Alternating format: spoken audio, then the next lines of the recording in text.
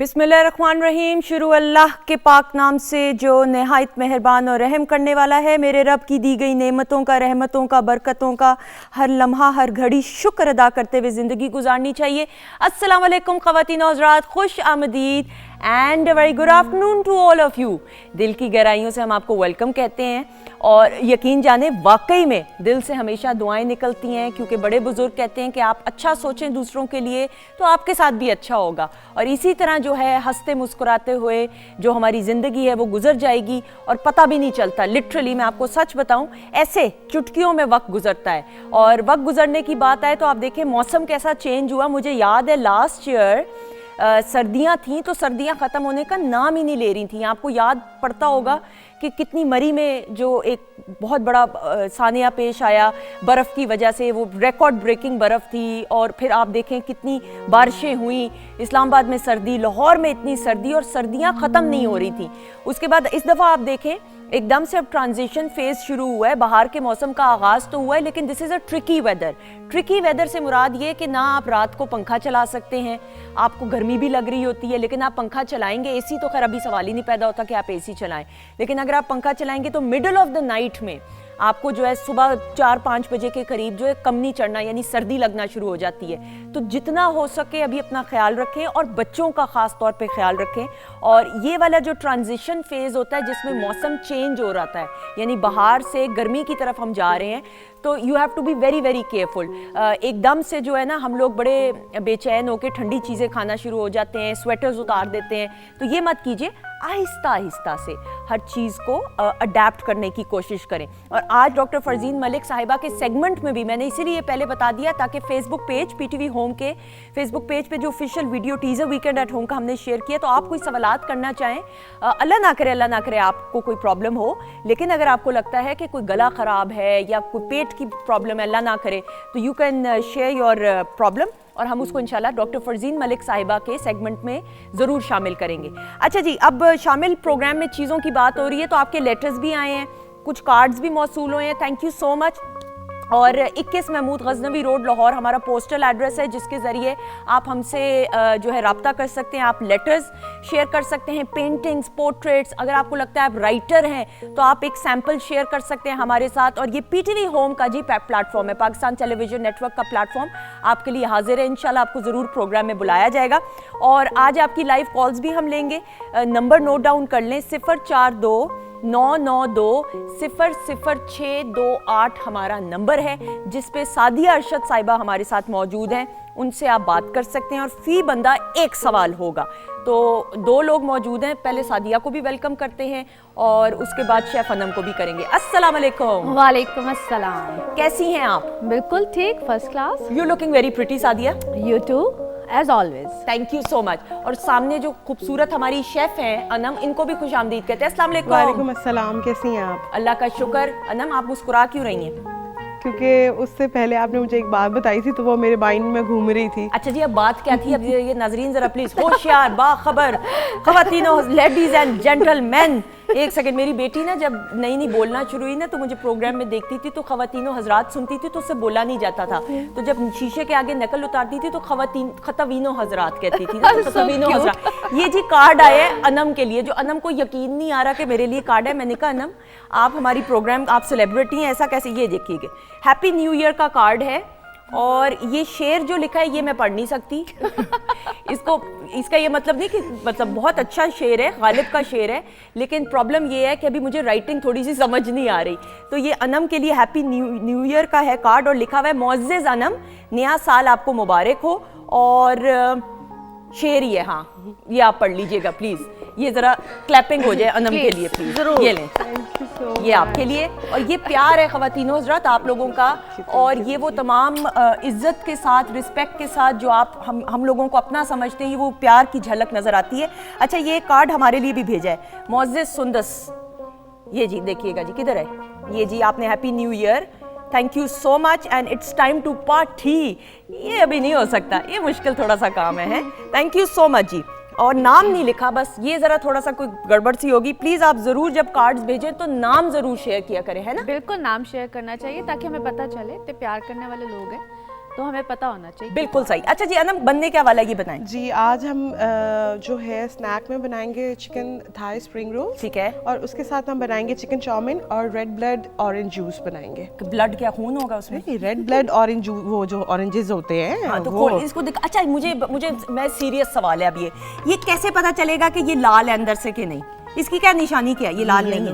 हाँ ये रेड होगा, ये रेड होगा। हाँ ये रेड होगा। चलो करो एक जगह जा। ये भी नहीं हम लाल ढूंढेंगे अभी हम ढूंढेंगे लाल। ये जैसे इसको रेड ब्लंडर कह दो तो हाँ, ज्यादा बेहतर है। जैसे ही लाल मिलेगा माल्टा हम आपको दिखाएंगे, प्रॉमिस। आप बनाना शुरू करें। अच्छा जी जल्दी से कॉल्स की तरफ बढ़ेंगे। और कौन है फैसलाबाद से? म्यूजिक लुबना है फैसलाबाद से। अस्सलाम वालेकुम लुबना। वालेकुम अस्सलाम। सुंदर साथी, क्या हाल है? अल्लाह का शुक्र, आप कैसी हो? ठीक हो? अल्लाह का शुक्र, मैं भी बिल्कुल ठीक हूँ। आपका प्रोग्राम बहुत अच्छा है। आप माशाल्लाह हमेशा की तरह बहुत ही अच्छी लगती हैं, और सबसे बेहतरीन चीज जो है, आप बातें बहुत अच्छी करती हैं। Thank you. आपका प्यार, आपकी दुआएं, और मुझे आप इसलिए सबसे ज्यादा अच्छी लग रही हैं कि एक तो आपने टीवी की वॉल्यूम म्यूट की हुई है, आपकी आवाज बहुत क्लियर आ रही है। थैंक यू सो मच, बहुत शुक्रिया। अच्छा जी क्या जी मैम मैम सादिया से बात करनी है। मैम सादिया से मैंने अपने भाई के रिश्ते के बारे में पूछना है। करें, आप बात करें। सादिया जी सुन जी रही बात हैं। कीजिए, मैं सुन रही हूँ। अस्सलाम वालेकुम मैम सादिया। वालेकुम सलाम जी। मैम आपसे बात करके बहुत अच्छा लगा। माशाल्लाह आप बहुत प्यारे लग रहे हैं। Thank you so much. Thank you ji, बहुत शुक्रिया। मैम मैंने ज्यादा मतलब कि नहीं करना, आप मुझे बस ये बता दें, मेरे भाई हैं, आमिर इकबाल नाम है उनका। जी तो 1/4/1986 ठीक ये है। इनके डॉक्यूमेंट्स पे है, आमिर इकबाल नाम है। शादी का मतलब कि कर रहे हैं, रिश्ते कर रहे हैं, रिश्ते मतलब कि बहुत मसले चल रहे हैं, रिश्ता नहीं हो रहा। अच्छा बहुत परेशान है। ठीक बता है। दें कब तक होगा, कैसा होगा? अच्छा और कैसा होगा? पैदाइश किस शहर में हुई थी? हाँ जी, फैसलाबाद में ही फैसला। हुई थी। Okay, thank you so much. Live जवाब सुनिएगा। Thank you. जीती रहे, खुश रहे, अल्लाह खुशियां दे आपको। आमीन सुम आमीन जी। कितनी प्यारी शख्सियत है ना, कितने प्यार से बात करने वाली। अच्छा, और कितनी वरीड अपने भाई के लिए। अच्छा, सबसे जो इम्पोर्टेंट बात है इनके जो बर्थ चार्ट के हवाले से, एक तो मैं बताऊं कि अगर लेट शादी हो रही है तो कोई बात नहीं है परेशानी की। सबसे इम्पोर्टेंट चीज़, अगर अर्ली मैरिज हो जाती तो उसको हम कहते हैं अर्ली प्रॉब्लम्स थी, यानी कि कोई रिश्ता का होना, टूट जाना, इस तरह के मसाइल आ सकते थे। और अगर नहीं हो रही है तो इट्स ऑल राइट। अभी भी अगर जो 2024 आएगा ना, 2024, ठीक है, यहाँ पे जाके इनकी कोई शादी से रिलेटेड मामला तो बन पाएंगे। अभी आप जितनी मर्जी तगदो कर ले, नहीं होगा या मामला उलझेंगे। जिस तरफ भी आप रिश्ते को देखेंगे कोई आपको नहीं पसंद करेगा। और दूसरा, ये आपका भाई थोड़ा सा, इसको हम कहते हैं जिद्दी है, स्टबर्न है। इनकी मुनासबत से अगर आप इसको हम कहते हैं, जिस तरह कहते हैं कंपैटिबिलिटी चेक कराएं, जो भी लड़की पसंद आ जाए आप उसकी भी डेट ऑफ बर्थ दीजिए, कंपैटिबिलिटी। इनकी मुनासबत से लड़की होनी चाहिए, इनकी जहन के मुताबिक। बिल्कुल। इनकी एक आइडियोलॉजी है कि इस तरह की हो, ऐसे हो, वैसे हो। आप उनकी मुनासबत से लड़की ढूंढेंगे तो हो जाएगा। और ये मामला 2023 का एंड आने दीजिए, अक्टूबर से ये वक्त शुरू होता है और तकरीबन 2024 का अक्टूबर बनेगा। इस टाइम फ्रेम में होती है तो बहुत अच्छा है, मगर जैसे मैंने अभी बोला है कंपैटिबिलिटी के ओके, साथ। बर्थ चार्ट यानी जायचा आप निकलवा लें। बिल्कुल ठीक है। अच्छा, दोबारा नंबर बताती चलूं, 0429920062 हमारा नंबर है, और फी कॉलर हम एक सवाल लेंगे ताकि हम ज्यादा कॉल्स को एडजस्ट कर सके। अच्छा सादी, ओवरऑल भी हमने आइंदा आने वाले हॉरोस्कोप की बात करते हुए क्या हफ्ता मैं आज आपको एक अच्छी सी बात बताती हूँ। अक्सर लोग एंजाइटी का बहुत शिकार है यहाँ पे, बहुत ज्यादा। और आजकल कुछ दिन भी ऐसे हैं या कुछ टाइम फ्रेम एक ऐसा बना हुआ है, ये कुछ प्लैनेट्स की पोजीशन ऐसी होती है। It is a planet Mars, जिसकी वजह से आजकल एक पैनिक, ये चीज, अफरा तफरी या एंजाइटी, डिप्रेशन जिसको हम लोग बहुत ज्यादा कहते हैं, उसके रिलीफ का आपको एक टिप देती हूँ। जब आपको बहुत ज्यादा एंजाइटी, पैनिक या ऐसी कोई मामला फील हो, अक्सर लोगों को ये लगता है कि हमारे ऊपर फलां ने जादू कर दिया, फलां ने टूना कर दिया। ये एक मिथ है बहुत ज़्यादा। हर इंसान नेगेटिविटी पे बहुत ज़्यादा तवज्जो देता है, पॉजिटिविटी पे नहीं देता।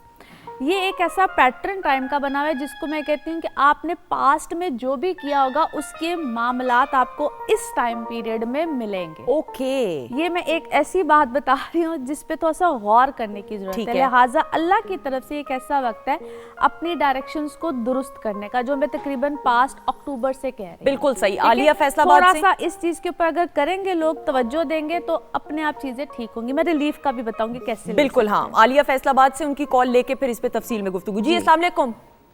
वालेकुम अस्सलाम। जी आलिया, कैसी हैं आप? ठीक हैं जी जी। आलिया क्या मैंने पूछ अपनी शादी के बारे में पूछना था। मेरी डेट ऑफ बर्थ है 24 फरवरी 2003, हैदराबाद से बात कर रही हूँ। 24 फरवरी। ठीक है, 24 फरवरी। और सन कौन सा है? 2003, 2003 है। ठीक है जी। कौन से आप? हैदराबाद से। ओके, हैदराबाद से। सवाल क्या है? सवाल है शादी के बारे में। शादी के बारे में क्या पूछना चाहती हैं कि कब होगी शादी? जी ओके, ठीक है, thank you so much. Live जवाब सुनिएगा और डिप्रेस नहीं होना। आपकी आवाज़ मुझे थोड़ी सी डाउन लग रही है, अल्लाह करे मैं गलत हूँ, लेकिन ये कि स्टे स्ट्रॉन्ग। ठीक है जी। जी अच्छा देखिए, एक तो मुझे ऐसा लगता है कि ऑलरेडी कुछ मामला गड़बड़ में गया है इनका। पिछले 4-5 महीने से कोई ऐसा सिलसिला, कोई ऐसा होता है ना, कोई रिश्ता तय होना, समथिंग कुछ हैपेंड, कुछ हुआ है। और अभी इस टाइम पीरियड में अगर कोई इनका रिश्ता, कोई चीज़ चल रहा है, ये बहुत अच्छा बेहतरीन टाइम है। ये महीना, अगला महीना, ये फरवरी का एंड से लेकर अप्रैल तक, it's a beautiful time for her. कोई रिश्ता, कोई भी प्रपोजल आता है तो बिल्कुल इनको इनिशिएटिव लेना चाहिए। बिल्कुल, लेकिन एक मैं ज़रूर, वैसे जनरल नॉलेज का सवाल है कि एक होता है कि आप सिर्फ जल्दबाजी, मैं जनरल बात करी हूँ, अक्सर होता है कि पेरेंट्स की तरफ से या एक प्रेशर भी होता है कि जल्दबाजी में नहीं करना चाहिए। मेरी नज़र में थोड़ी देर से कर लो लेकिन मुनासिब रिश्ता होना चाहिए। 100% दुरुस्त कह रही है, मगर हमारे यहाँ क्या होता है, कभी कभी माँ बाप की जल्दबाजी ना हो तो रिश्तेदारों का प्रेशर बहुत बिल्कुल, होता है। अनफॉर्चुनेटली हमारी सोसाइटी कल्चर कुछ ऐसा है। तो ये तो मैं सबको कहती हूँ कि आप प्रेशर मत लें, टेंशन ना लें, लेकिन अनफॉर्चुनेटली ऐसा होता है। बिल्कुल सही, लेकिन सोच समझ के। ये बिल्कुल सोच रिश्ता समझ जो है के। ना, शादी सारी उम्र का है ये साथ। अच्छा जी, अरूसा हैं कोयटा से। अस्सलाम वालेकुम। अस्सलाम वालेकुम। जी वालेकुम अस्सलाम। अरूसा कैसी हैं आप? मैं ठीक हूँ, आप कैसी हैं? अल्लाह का शुक्र। कोयटा शहर का मौसम कैसा है मुझे बताएं। बहुत गर्मी है यहाँ पे, फिलहाल तो गर्मी है यहाँ पे। है लेकिन उधर की गर्मी कोई गर्मी नहीं होती कोयटा शहर की। नहीं, हमारे लिए तो लगता है ना कि गर्मी, क्योंकि यहाँ पे बहुत सर्दी होती है, इस वजह से। अब मुझे पता है, मेरे हमेशा से दादा दादी उधर रहे हैं। हम वैसे तो जेलम के हैं, तो मुझे ये हमेशा दादा दादी कहते थे कि वहाँ की गर्मी ना हम लोग इमेजिन नहीं कर सकते, क्योंकि हमेशा सर्दी होती है उधर। ये बहुत, यहाँ पे तो इस बार इतनी सर्दी रही है, इतनी सर्दी रही है कि बस आप लोग की सोच, बहुत सर्दी रही है यहाँ पे। चलें चलें चलें, प्लीज बताइए किसके बारे में पूछना है। मैंने सादिया से अपना पता करवाना था, अपना पर्सनल के उससे, जॉब के हवाले से और शादी के हवाले से। बताएं, डेट ऑफ बर्थ बताएं, ईयर। 15 जून 1999। 15 जून 1999। और कौन से शहर में पैदा हुई? कोयटा में। जी मैं कोयटा में पैदा हुई हूँ। ओके जी, क्या पूछना चाहती हैं? मैंने अपना पर्सनल पूछना था शादी के हवाले से और जॉब के हवाले से। मैं बहुत बीमार भी रहती हूँ अक्सर। अच्छा ठीक ठीक है है, बेटा, ओके, थैंक यू। जीती रहे, खुश रहें। ओके, लाइव जवाब सुनिएगा जी। अच्छा, पहली बात तो ये है कि ये जो भी इसका प्रोफेशन, काम, एजुकेशन जो भी होगा ना, ये फैमिली में सबसे डिफरेंट बच्ची है।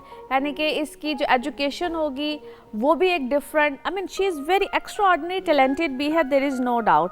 अच्छा जी बेटा, आपको कोई जॉब अगर कोई ऐसा आती है ना, समथिंग फ्रॉम जिसे हम कहते हैं गवर्नमेंट सेक्टर से या कुछ भी, तो वो बिल्कुल इस टाइम पीरियड में बिल्कुल आ सकती है। ये coming 3 months are very good for you. In fact ये जो फरवरी था ये भी बहुत अच्छा था। जहाँ तक आप शादी के हवाले से पूछते हो तो उसमें अभी एक तो 2024 अच्छा होगा, एवरेज ईयर होगा फ्रैंकली स्पीकिंग, लेकिन 2026 आपके लिए बहुत अच्छा साबित हो सकता है।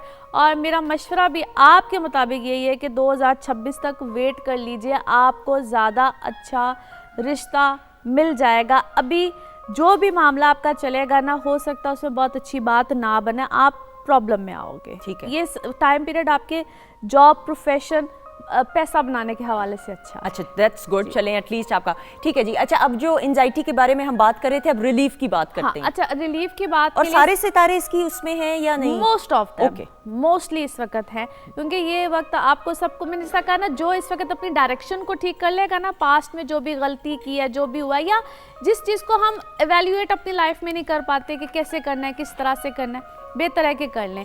अच्छा, रिलीफ के लिए एक आपको कलर थेरेपी बताती हूँ। मैं हुंजला की लूँ कॉल पहले, सॉरी। आई नो अच्छा कॉल ड्रॉप हो गई। अस्सलाम वालेकुम हुंजला, कॉल ड्रॉप हो गई, सॉरी जी। अच्छा, एक तो सबसे अच्छा कलर जो इस टाइम पीरियड में अगर आप यूज़ करें लाइट कलर्स, तो सबको ये कहते हैं जी लाइट कलर सूदिंग होते हैं, ये होते हैं, सब कुछ है।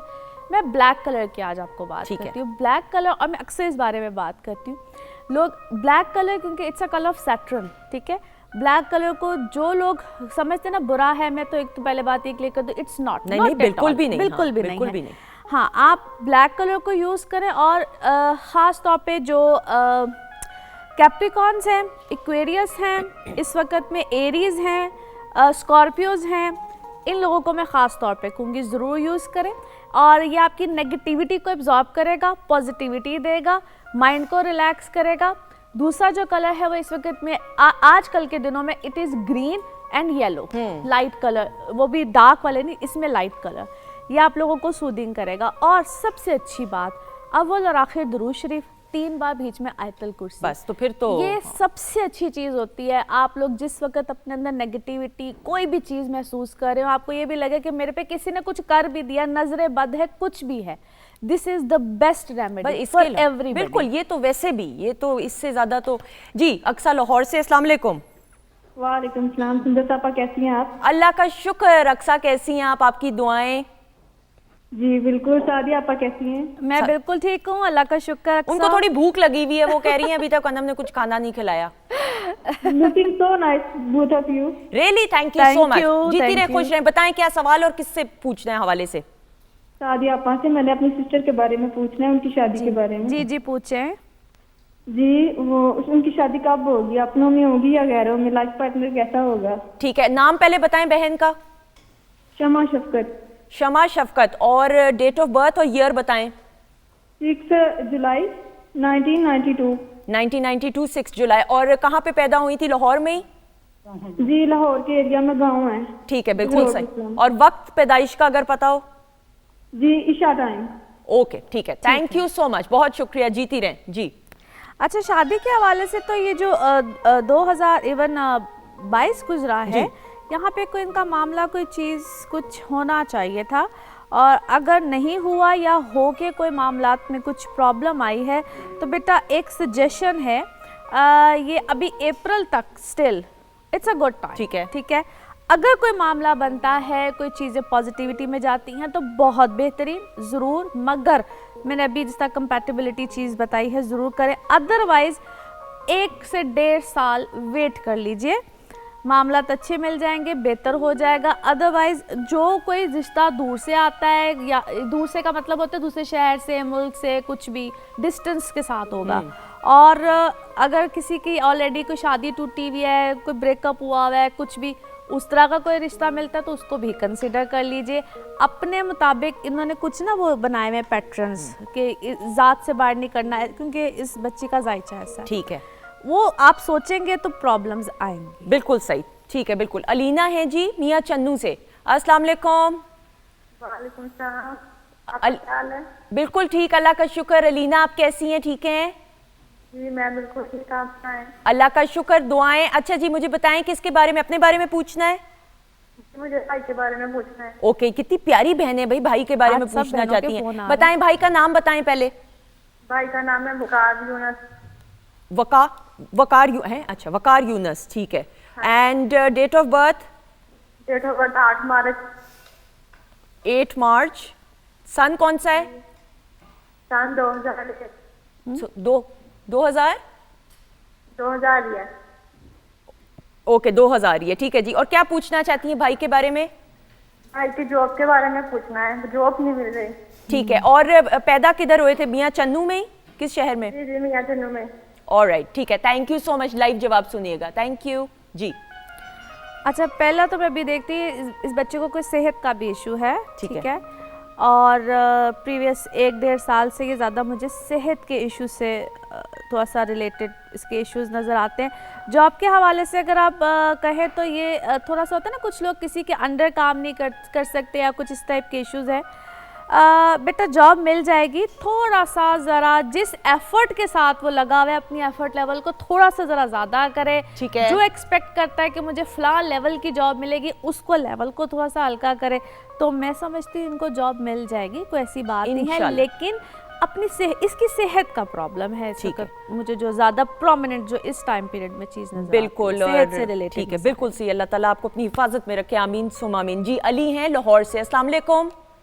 वालेकुम सलाम मैम, क्या हाल है? बिल्कुल ठीक, अल्लाह का शुक्र। मेरा भाई मुझे बताएं किसके बारे में पूछना है? मैंने मैम साथ से बात करनी है। बिल्कुल करें करें जी करें, जी बताएं। बताइए। मैंने अपने भाई के बारे में पूछना है, उनकी शादी के बारे में। डेट ऑफ बर्थ बताइए। 14/8/1993। 14th 8 1992 1993। 1993, ओके। और नाम क्या है भाई का? मोहम्मद अरसलान। मोहम्मद अरसलान। और कौन से शहर में पैदा हुए थे? लाहौर में। लाहौर में, ठीक है, बिल्कुल सही। और भाई के बारे में सवाल कर लिए? शादी का शादी पूछना का है? पूछना। ठीक है, जी, ठीक थैंक है। यू। आप खुद पढ़ते हैं, पढ़ाई कर रहे हैं आप? जी जी कहाँ, FSC FA के तो नहीं स्टूडेंट हैं? जी जी FSC। देखा, ये पहचान लिया मैंने। चलो गुड गुड। तैयारी अच्छी चल रही है FSC की? जी अल्हम्दुलिल्लाह। चलो good, all the very best. इंशाल्लाह ताला, अल्लाह करे आप टॉप करें इंशाल्लाह ताला। जी अच्छा, भाई के हवाले से पूछे तो मुझे लगता है भाई जो है वो मैं लव मैरिज करना चाहते हैं, या ठीक है। कोई मोहब्बत वाला पसंद की मामला। हाँ शादी। जी, पसंद है। और जो इस सिलसिले में मुझे लगता है कोई फैमिली इश्यूज, कुछ इस तरह के मामलात हैं, या वो भी तक कह नहीं सकती हैं, या घर वाले नहीं समझ सके, कुछ घर से रिलेटेड है। आप भाई के हवाले से पूछ रहे, मैं हैरान हूँ, या तो भाई ने आपसे जिक्र नहीं किया या आपको भाई के बारे में नहीं पता।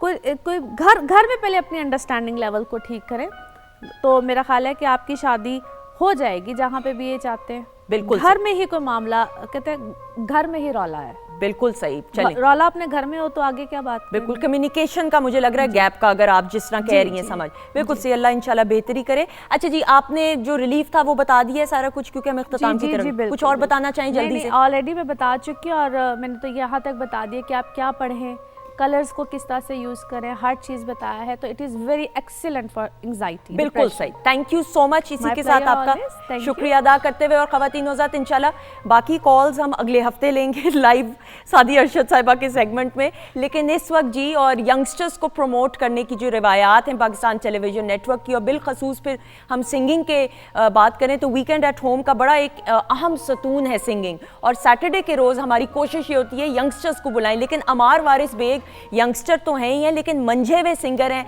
इनसे बातचीत तो बहुत सारी होगी, लेकिन अभी हम तालियों में बुलाएंगे और हमारे सामने परफॉर्म करेंगे अमार वारिस बेग।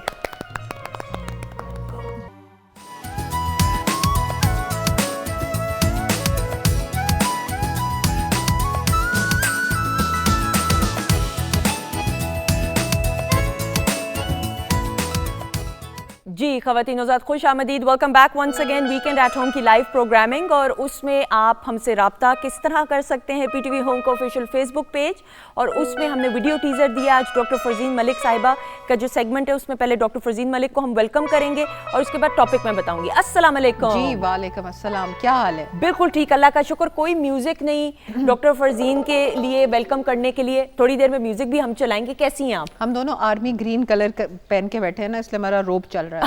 नहीं, but this is a very nice and cool colour and very nice for this season, बिल्कुल for the timing of the year. बिल्कुल ऐसा ही है। और साथ ही साथ जी, ब्रेक पर जाने से पहले बहुत ही खूबसूरत आवाज़ के मालिक, लेकिन उतने ही प्यारा बच्चा है भाई। मैं तो उसको फहद, मेरा भाई है, उसकी तरह ही ट्रीट करती हूँ, है भी फहद की एज का ही। अमार वारिस बेग इज़ है विद अस, और अपने वालिद साहब वारिस बेग की लेगेसी को आगे लेकर, लेकिन फिर उसके बाद अपनी इंडिविजुअल आइडेंटिटी बनाते हुए। और अमार अपने गाने अब जो है ना, बहुत बड़े रिकॉर्ड लेबल के साथ, ये जो टेक्निकल टर्म्स है मुझे नहीं आती है, मुझे खुद ही समझाएगा। तो अमार वारिस बेग को वेलकम करते हैं। अस्सलाम वालेकुम। वालेकुम सलाम वंस अगेन। कैसी हैं आप सुंदर? बिल्कुल ठीक, आप बताओ कैसे हो? अल्हम्दुलिल्लाह, thank you so much for having me. It's always a pleasure to be here. Thank you so much. This is your home. PTV तो हर PTV has always been my home.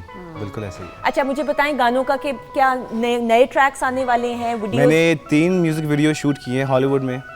वहाँ पे एक डायरेक्टर हैं हेक्टर टोरो, उनके साथ मैंने collaborate करके 3 गानों के ऊपर काम किया है। तो I have put my a lot of effort in these songs. इनके ऊपर मुझे बहुत एक्साइटमेंट है इनको रिलीज़ करने की। तो with a big record label इंशाल्लाह इसको रिलीज़ कर रहा हूँ ईद से पहले। इंशाल्लाह होपफुली नया म्यूजिक और नई चीज़ें देखने को मिलेंगी लोगों को। एक्सेलेंट। और जो सबसे फरजीन डॉक्टर साहब, इनकी जो मुझे खास बात, एनर्जी बहुत अच्छी है। हाँ नहीं, he the good thing about him is कि ये अपना सोल बीच में डालते हैं, लाइक हिज फादर।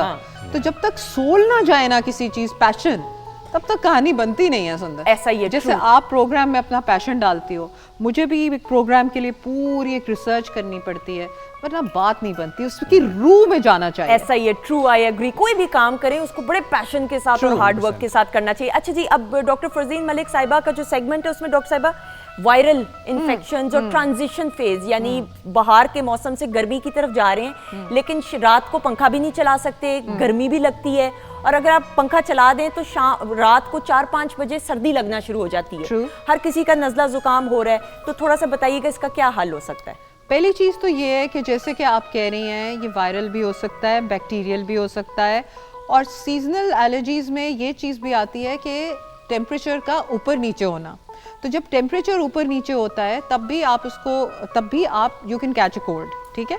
अच्छा, अब सबसे बड़ी बात ये है जो इम्पोर्टेंट है, वो ये है कि आपकी इम्यूनिटी जो है ना वो स्ट्रांग हो, कुव्वत मुदाफियत। बिल्कुल, जिसके लिए आजकल ऑरेंजेस आए हुए हैं, और ऑरेंजेस जैसे आए हैं उनको वैसे ही खाइए, ठीक है। ये नहीं कि उनके जूसेस निकाल के पिए, बिकॉज जूस जाने से, अभी हम लोग पिछले दिनों एक डायबिटिक कॉन्फ्रेंस में थे और उसमें उन्होंने ये बताया है कि जो जूसेस हम निकाल के पीते हैं, we think that it's really good, लेकिन हम अपनी ग्लूकोज की निकालने की दावत दे रहे होते हैं और हम अपने इंसुलिन पे प्रेशर डाल रहे होते हैं।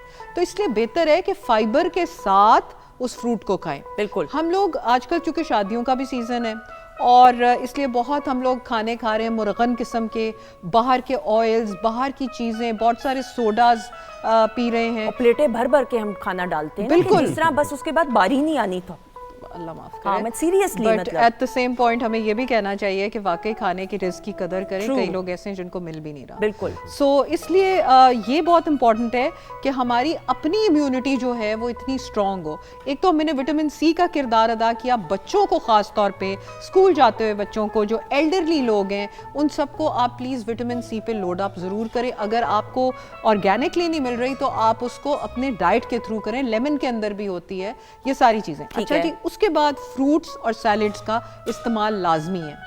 जिंजर एंड हनी, इसका कावा मत जाने दें अपनी लाइफ में से। ठीक है। जिंजर का एक लेके रोज सुबह अदरक, उसको उबाल लें, और शहद। अदरक का एक 5 इंच का टुकड़ा, उसको थोड़ा क्रश कर लें ताकि उसकी हर जगह से आपको एसेंस मिल जाए, और उसके अंदर आप बाद में जब बना लें उस कावे को, अच्छा बड़ा मग, उसके अंदर आप हनी डालें। हनी को डाल के नहीं पकाना, okay, it loses it's nutrients, ठीक है।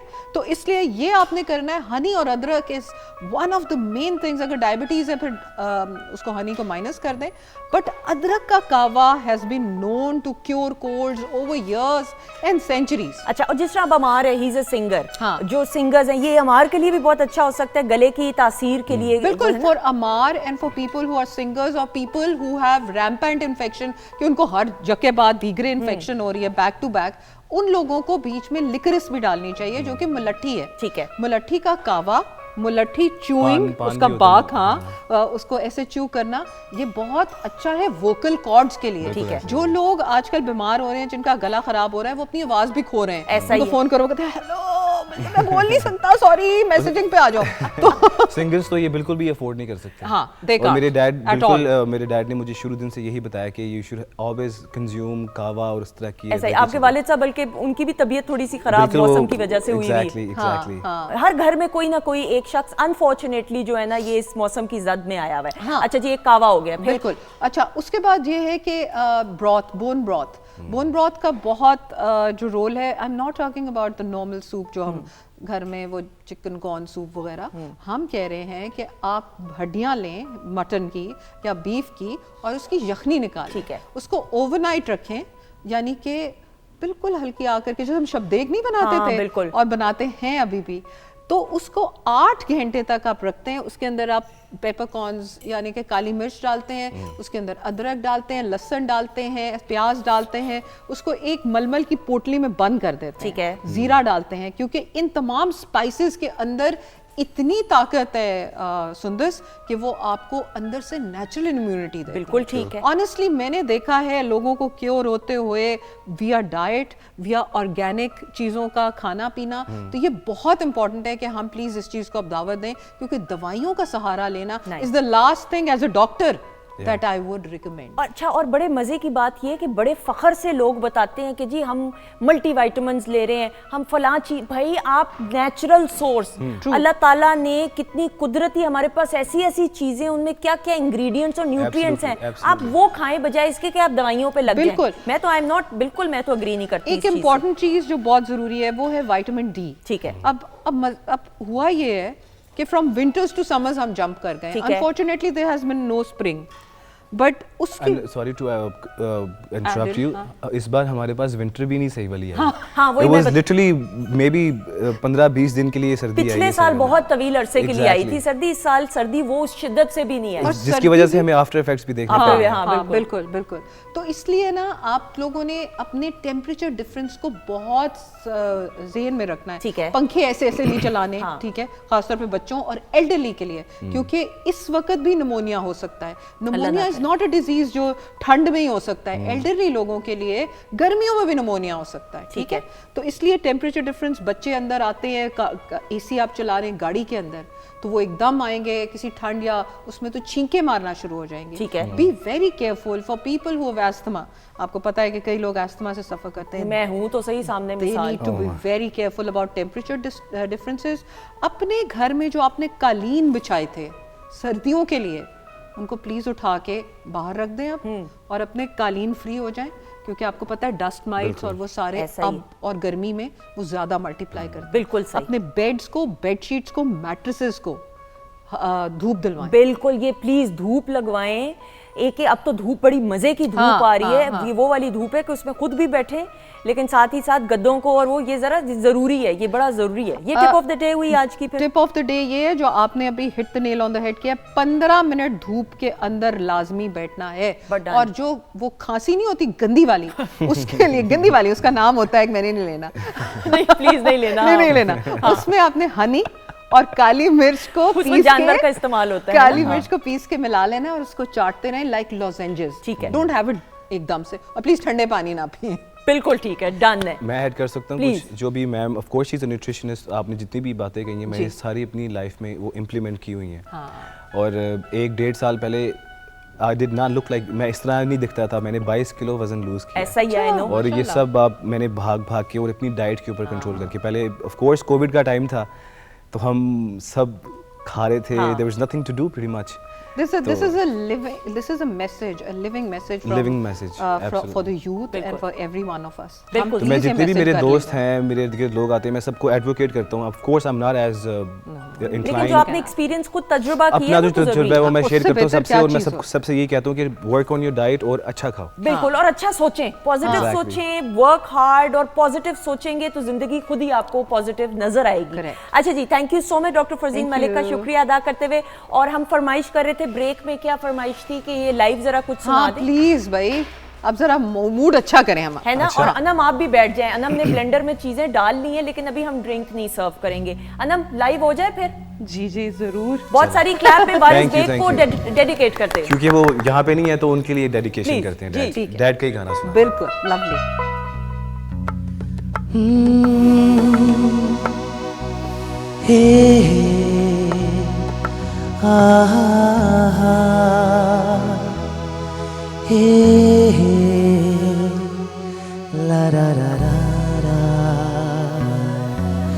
कल जब देखा मैंने झांझरों के में, उसको किया सलाम तुम्हारे धोखे में। कल जब देखा मैंने झांझरों के में, उसको किया सलाम तुम्हारे धोखे में। रात को देखा ख्वाब जो मैंने सोते में, रात को देखा ख्वाब जो मैंने सोते में। झूमा कोई गुला तुम्हारे धोखे में। ओ कल शब देखा मैंने झांझरों के में, उसको किया सलाम तुम्हारे धोखे में।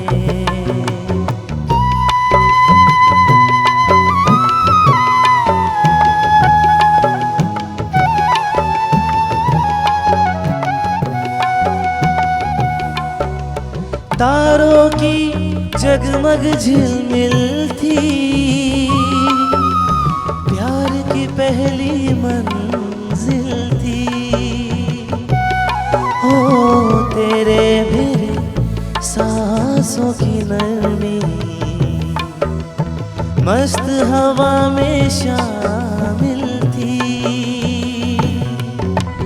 धीरे धीरे तू जो मेरे अंग लगी, छुप गई गिरने कहीं घटा के झोंके में।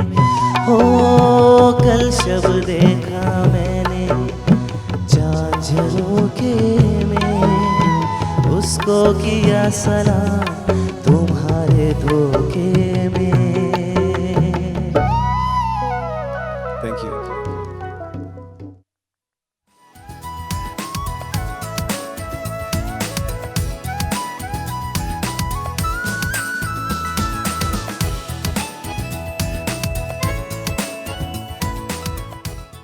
जी वेलकम बैक वंस अगेन। ख़वातीन हज़रात वीकेंड एट होम में हम आपको वेलकम करते हैं एक बार फिर। और ख़वातीन हज़रात हमारी कोशिश ये रहती है कि जितना हो सके ऐसे टॉपिक्स और ऐसे मौज़ज़ मेहमानों को बुलाया जाए जिनसे हम बहुत कुछ सीख सकें, चाहे वो तालीम के शोबे से वाबस्ता हो, चाहे आर्ट्स की फ़ील्ड से, परफॉर्मिंग आर्ट्स की किसी फील्ड से ताल्लुक़ रखते हो, या कोई भी ऐसा टॉपिक हो। जिस तरह भी आज आपकी पहले सेगमेंट में सादी अरशद साहिबा से मुलाकात हुई, फिर डॉक्टर फ़रज़ीन मलिक से मुलाकात हुई, हमारे साथ अमार वारिस बेग मौजूद हैं। He is a young talent माशाल्लाह से, इतनी खूबसूरत आवाज़ के मालिक हैं। इसके अलावा अब जो हमारे मौज़ज़ मेहमान आए हैं, ख़वातीन हज़रात तालीम की जब बात करते हैं, मुझे बड़ी, और ये मैं बड़े फ़ख्र के साथ कहती हूँ, मैं ये इस वजह से नहीं कह रही कि मैं एक प्रोग्राम कंडक्ट कर रही हूँ, बट एज़ अ पाकिस्तानी मैं बड़ा फ़ख्र महसूस करती हूँ कि वक्त के साथ साथ तालीम के शोबे पे इतनी तवज्जो अल्हम्दुलिल्लाह दी गई है, इतना शऊर बेदार हुआ है और इतने मीडियम मोड्स दरियाफ्त हो चुके हैं कि जिसके ज़रिए बच्चे बच्चियां दोनों पढ़ाई कर सकते हैं। वरना एक ज़माना, एक दौर ऐसा था कि बड़ा मुश्किल होता था बच्चों के लिए पढ़ना, और फैसिलिटीज़ कम थी या वसाइल कम थे। लेकिन वक्त के साथ साथ अल्हम्दुलिल्लाह ऐसी ऐसी ऑप्शंस और अपॉर्चुनिटीज़ आ गई हैं जिसमें फाइनेंशियल असिस्टेंस आ गई है कि जिन बच्चे जिनके पास इतने वसाइल नहीं होते उनको यूनिवर्सिटीज़ और कॉलेजेस अल्हम्दुलिल्लाह और हुकूमती सतह पे भी उनको जो है फुल सपोर्ट की जाती है। ये बड़ी खुशाइन बात है। हमारे साथ इस वक्त जो हमारे मौजूद मेहमान मौजूद हैं उनका मैं तारुफ कराती चलूँ। अमानुल्लाह मलिक साहब, regional director Allama Iqbal open university Lahore campus और जनरल मैनेजर है national commission for human development, ये रह चुके हुए हैं। और इसके अलावा मैं समझती हूँ एक मेंटोर का दर्जा रखते हैं, इसलिए क्योंकि भाई जितने भी Allama Iqbal open university Lahore campus के बच्चे हैं, they look forward and they look up to him. So इनको वेलकम करते हैं। अस्सलाम वालेकुम सर। थैंक यू जी। वालेकुम अस्सलाम। Thank you so much sir. Sir आपके तारुफ में और भी बहुत कुछ है, तो थोड़ा सा ज़रूर ऑब्वियस इस हवाले से भी हम बात करेंगे, लेकिन sir and then correct me if I am wrong, Allama Iqbal open university मैं समझती हूँ एक बड़ा ऐसा इदारा है जिसको हमने देखा है कि हमेशा बच्चों को फैसिलिटेट किया है, सपोर्ट किया है उन बच्चे बच्चियों को कि जिनके लिए ट्रांसपोर्टेशन का भी मसला है। इस तरह से लेक्चर्स अरेंज कराए गए, थोड़ा सा इस हवाले से बताइएगा कि अब आजकल क्या हो रहा है। जी बहुत शुक्रिया। सबसे पहले तो एक मुख्तसर तारुफ अल्लामा इकबाल ओपन यूनिवर्सिटी का मैं करवा दूँ कि अल्लामा इकबाल ओपन यूनिवर्सिटी एक गवर्नमेंट का इदारा है और ये 1974 में कायम हुई।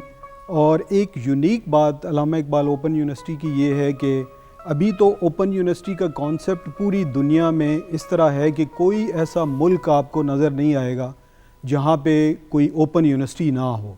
और डिस्टेंस लर्निंग और ऑनलाइन लर्निंग को आज समझना बहुत आसान है क्योंकि इंटरनेट है और गैजेट्स हैं। लेकिन आप देखें कि ये अल्लामा इकबाल ओपन यूनिवर्सिटी जो है वो 1974 में कायम हुई और ये दुनिया की सेकंड यूनिवर्सिटी थी। एक्सीलेंट। इससे पहले सिर्फ एक यूके में ओपन यूनिवर्सिटी कायम हुई और उस मॉडल को देख के फिर पाकिस्तान ने गवर्नमेंट सेक्टर ने एक चार्टर्ड यूनिवर्सिटी जो है अल्लामा इकबाल ओपन यूनिवर्सिटी, उस टाइम पीपल्स ओपन यूनिवर्सिटी के नाम से इसको शुरू किया गया। तो सोचा ये गया कि जिस तरह आपने इनिशियली बताया कि वो लोग के, क्योंकि उस टाइम सिर्फ ये मोड समझ में आता था कि जो तालीम है वो सिर्फ इदारे के अंदर ही जाके, स्कूल के अंदर, कॉलेज, यूनिवर्सिटी के अंदर ही जाके ली जा सकती है। तो ये कहा गया कि भाई हमारी बहुत सारी आबादी और पर्टिकुलरली बच्चियां जो हैं, लेडीज़ जो हैं, वो ड्यू टू डिफरेंट रीजंस अपने घरों से बाहर नहीं निकल सकती हैं ख़ास एज के बाद। ऐसा ही है। तो उनके लिए एक फासलाती निज़ाम तालीम, और इसी के साथ बहुत सारे लोग जो हैं वो जॉब्स पे होते हैं, तो जॉब्स के साथ वो तालीम हासिल करना चाहते हैं, वो अपनी जॉब्स को भी नहीं छोड़ सकते।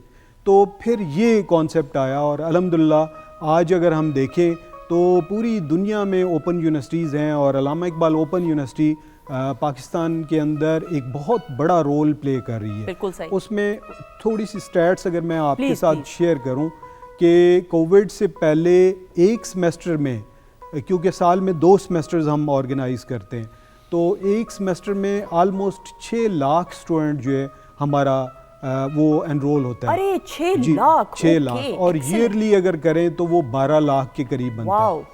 और अभी कोविड में और ड्यू टू कुछ रीजंस की वजह से थोड़ा सा एनरोलमेंट में डिप आया, लेकिन अभी भी 10 लाख के राउंड अबाउट हमारा स्टूडेंट है ईयरली। ठीक है। और 5 लाख एक सेमेस्टर के अंदर।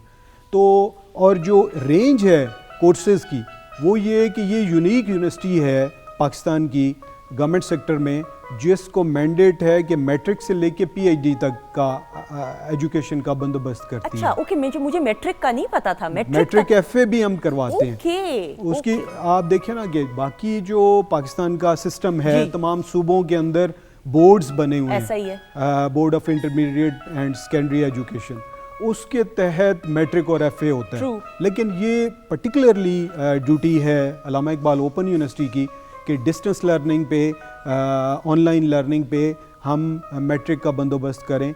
चित्राल से लेके गवादर और मतलब फार अवे जो जगह हैं सही। वहाँ तक, तो ये एक बहुत बड़ा कंट्रीब्यूशन है अल्लामा इकबाल ओपन यूनिवर्सिटी का, बिल्कुल जो लिटरेसी में रोल बड़ा प्ले एक कर अहम रहा है। सब। ज़्यादातर आपने क्या देखा स्टैट्स के हिसाब से, किन किन शहरों से ख़ास तौर पे फिर बच्चियों को ज़्यादा, बच्चों का, लड़कों के मामले में तो हमेशा से एक ये तासुर भी क्या ये चला आ रहा है कि जी लड़कों को तो हॉस्टल्स भी भेज दिया जाता है, वो बैरून मुल्क भी ट्रैवल कर सकते हैं, लेकिन बच्चियों के मामले में, मैं खुद, मेरी बेटी है, मैं भी शायद, और मेरी भी जब तालीम की बारी आई थी, तो जितने भी आप पढ़े लिखे हो जाएं या बादशाह हो जाएं, तो बेटी के मामले में हमारा, आई एम श्योर आप भी अग्री करेंगे, थोड़ा सा हेजिटेंट पेरेंट्स होते हैं कि जी कहाँ हॉस्टल में भेजेंगे बच्चियाँ, किस तरह वो। तो सर लेकिन किन किन शहरों से सबसे ज़्यादा बच्चियाँ आई हैं और एनरोल की है?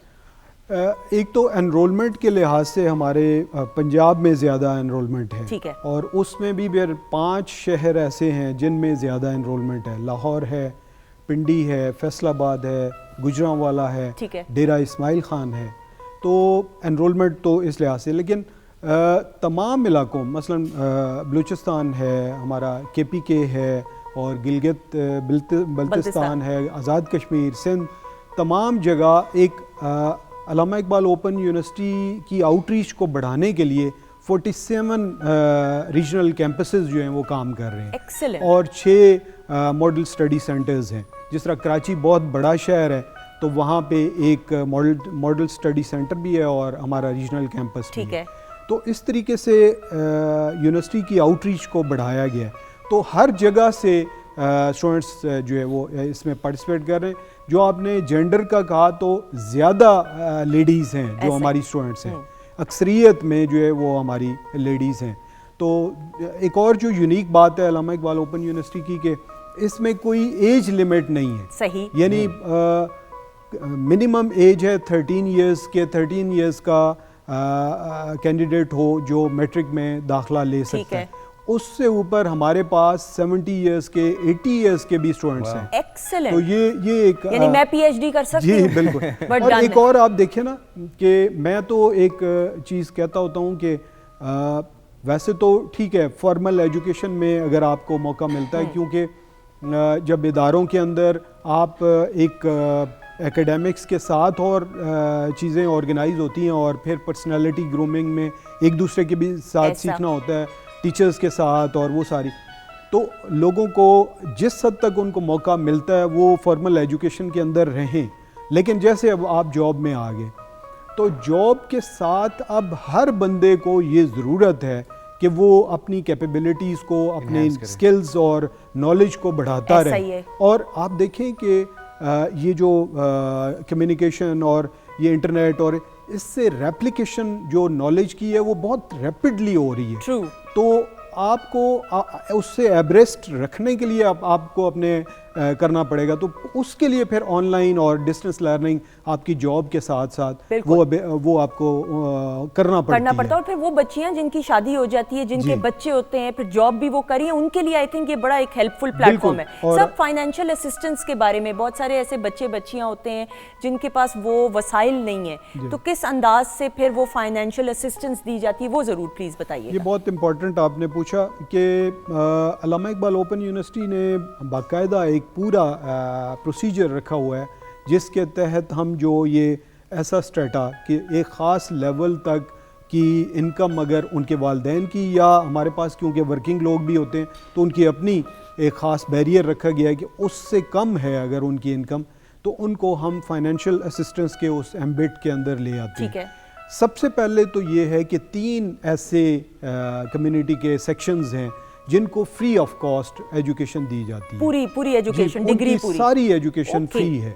उसमें प्रिजनर्स हैं, उसमें ट्रांसजेंडर्स हैं और उसमें डिसेबल पर्टिकुलरली ब्लाइंड्स जो हैं, इनकी एजुकेशन फ्री हम खसूसी अफराद, लेकिन उनमें विजुअली इम्पेयर्ड जो हैं उनकी 100% फ्री है। ठीक है जी। एक तो ये, दूसरा गवर्नमेंट के क्योंकि ये एक्स फाटा जो इलाका है वहाँ पे GB गिलगित बल्तिस्तान और बलूचिस्तान, वहाँ की मैट्रिक का कोई भी अगर पढ़ना चाहते हो तो उसकी फ्री है एजुकेशन, ये यूनिवर्सिटी ने की है।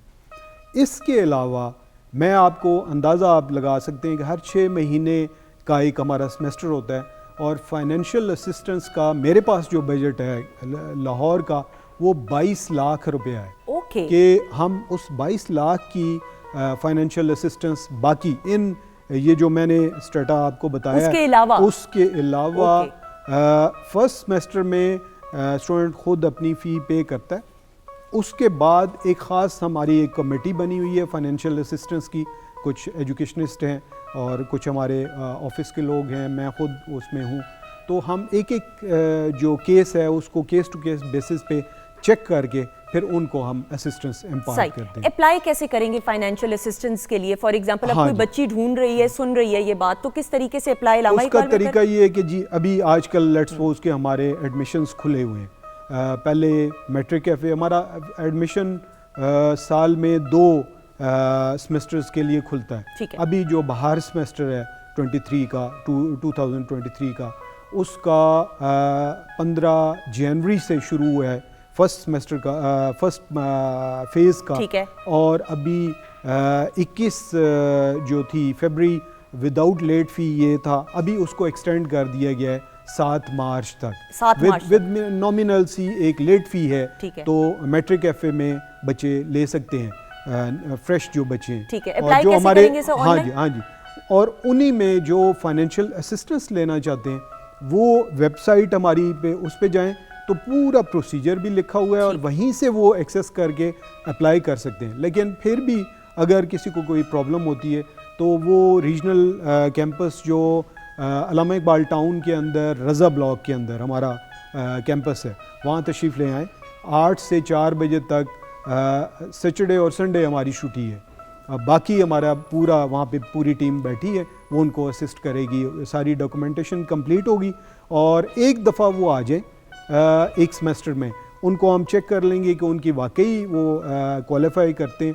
फिर अगले जो सेमेस्टर्स हैं ऑटोमेटिकली उनको असिस्टेंस उनको मिलती जाए। बिल्कुल सही, यानी या तो फिजिकली भी आप जा सकते हैं कैंपस या ऑनलाइन भी अप्लाई कर सकते हैं। ठीक है सर, सबसे ज़्यादा किन किन कोर्सेज में और किन स्टेज में आपने देखा है कि बच्चे बच्चियों ने अप्लाई की है, like PhD level, masters level, bachelors, और कौन से कोर्स स्पेशल? देखिए बेसिकली तो अल्लामा इकबाल ओपन यूनिवर्सिटी जो है ना, वो हमारी जो ऐसा सेक्शन ऑफ सोसाइटी है जो फॉर्मल एजुकेशन को अफोर्ड नहीं कर पाते ड्यू टू डिफरेंट रीज़न, जिस तरह पहले डिस्कस हुई कि वो घर से नहीं निकल सकते, वो जॉब से नहीं निकल सकते या फाइनेंशली वो नहीं कर सकते, क्योंकि हमारी जो फ़ी स्ट्रक्चर है वो बाकी यूनिवर्सिटीज़ फॉर्मल जो इदारे हैं इवन गवर्नमेंट और प्राइवेट भी, उनसे कम है फ़ी स्ट्रक्चर कंपैरेटिवली। तो इस वजह से वो लोग हमारे साथ आते हैं।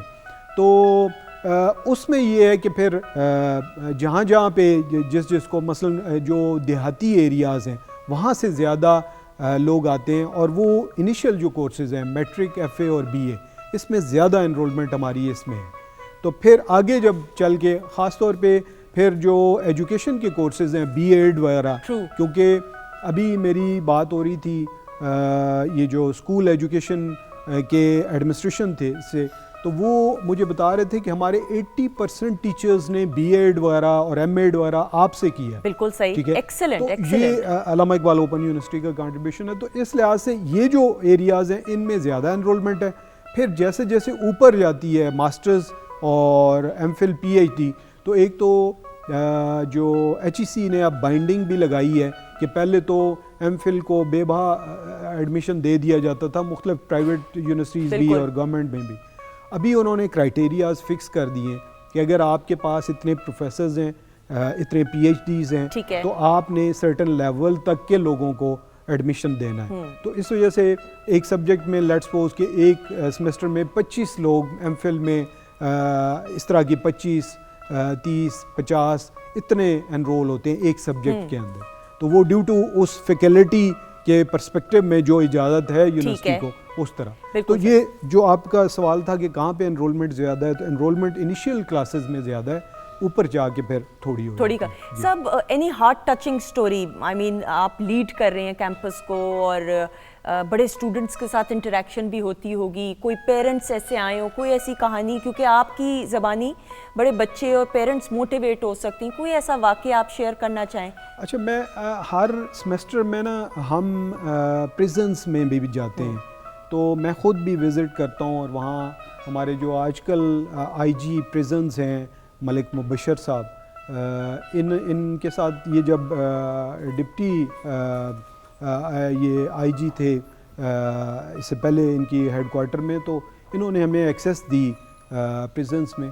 तो प्रिजन्स में ऐसे बहुत सारे यानी मजबूर कैदियों से मुलाकात हुई, और फिर उनको हमने एजुकेशन की तरफ लेके आए।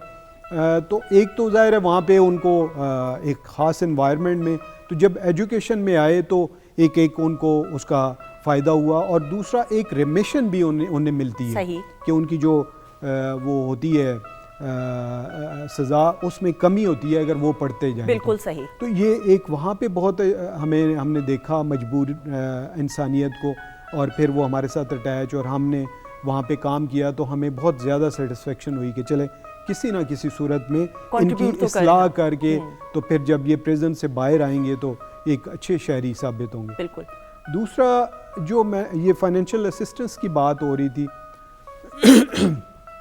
इसमें ये ट्रांसजेंडर में भी हमने काम किया है, और जो डिसेबल लोग हैं पर्टिकुलरली, हाँ जी, इनके साथ काम करने का मौका मिला है, और बहुत सारे ऐसे कि जो इससे एजुकेशन हासिल करके फिर उनका कोटा है गवर्नमेंट साइड, ऐसा ही है, तो वो अपने पाँव पे खड़े हो गए।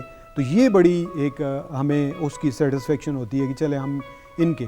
और तीसरा हमारी बच्चियां हैं या बड़ी भी ख़वातीन हैं, तो उनके लिए जब हम एजुकेशन का बंदोबस्त करते हैं तो वो बहुत ज़्यादा सेटिस्फेक्शन होती है। बिल्कुल। सब आपने जिस तरह कहा, मैं अमार और आप भी अगर कोई सवाल सर से करना चाहिए, सब आपने कहा 70 साल की भी एज की, कोई ऐसी एज राइवेंड की, बल्कि हमने उनकी वीडियो एक बनाई, एक खातून थी, तो उन्होंने ग्रेजुएशन की हमारे पास, और उनकी 60 से अबव एज थी। अच्छा, ओके, माशाल्लाह। हाँ जी, माशाल्लाह। तो बाकी 80 इयर्स के हमारे उधर भी इस्लामाबाद में एक स्टूडेंट, और एक हमारे अपने पिछले दिनों हमारे अपने दोस्त जो जॉब कर रहे हैं अल्लामा इकबाल ओपन यूनिवर्सिटी में, कामरान मीर, उनके फादर रिटायरमेंट के बाद, और उन्होंने उनकी जो तस्वीर भी शेयर की हमारे जो इंटरनल ग्रुप्स हैं, उसमें तो वो बड़ा अच्छा लगा कि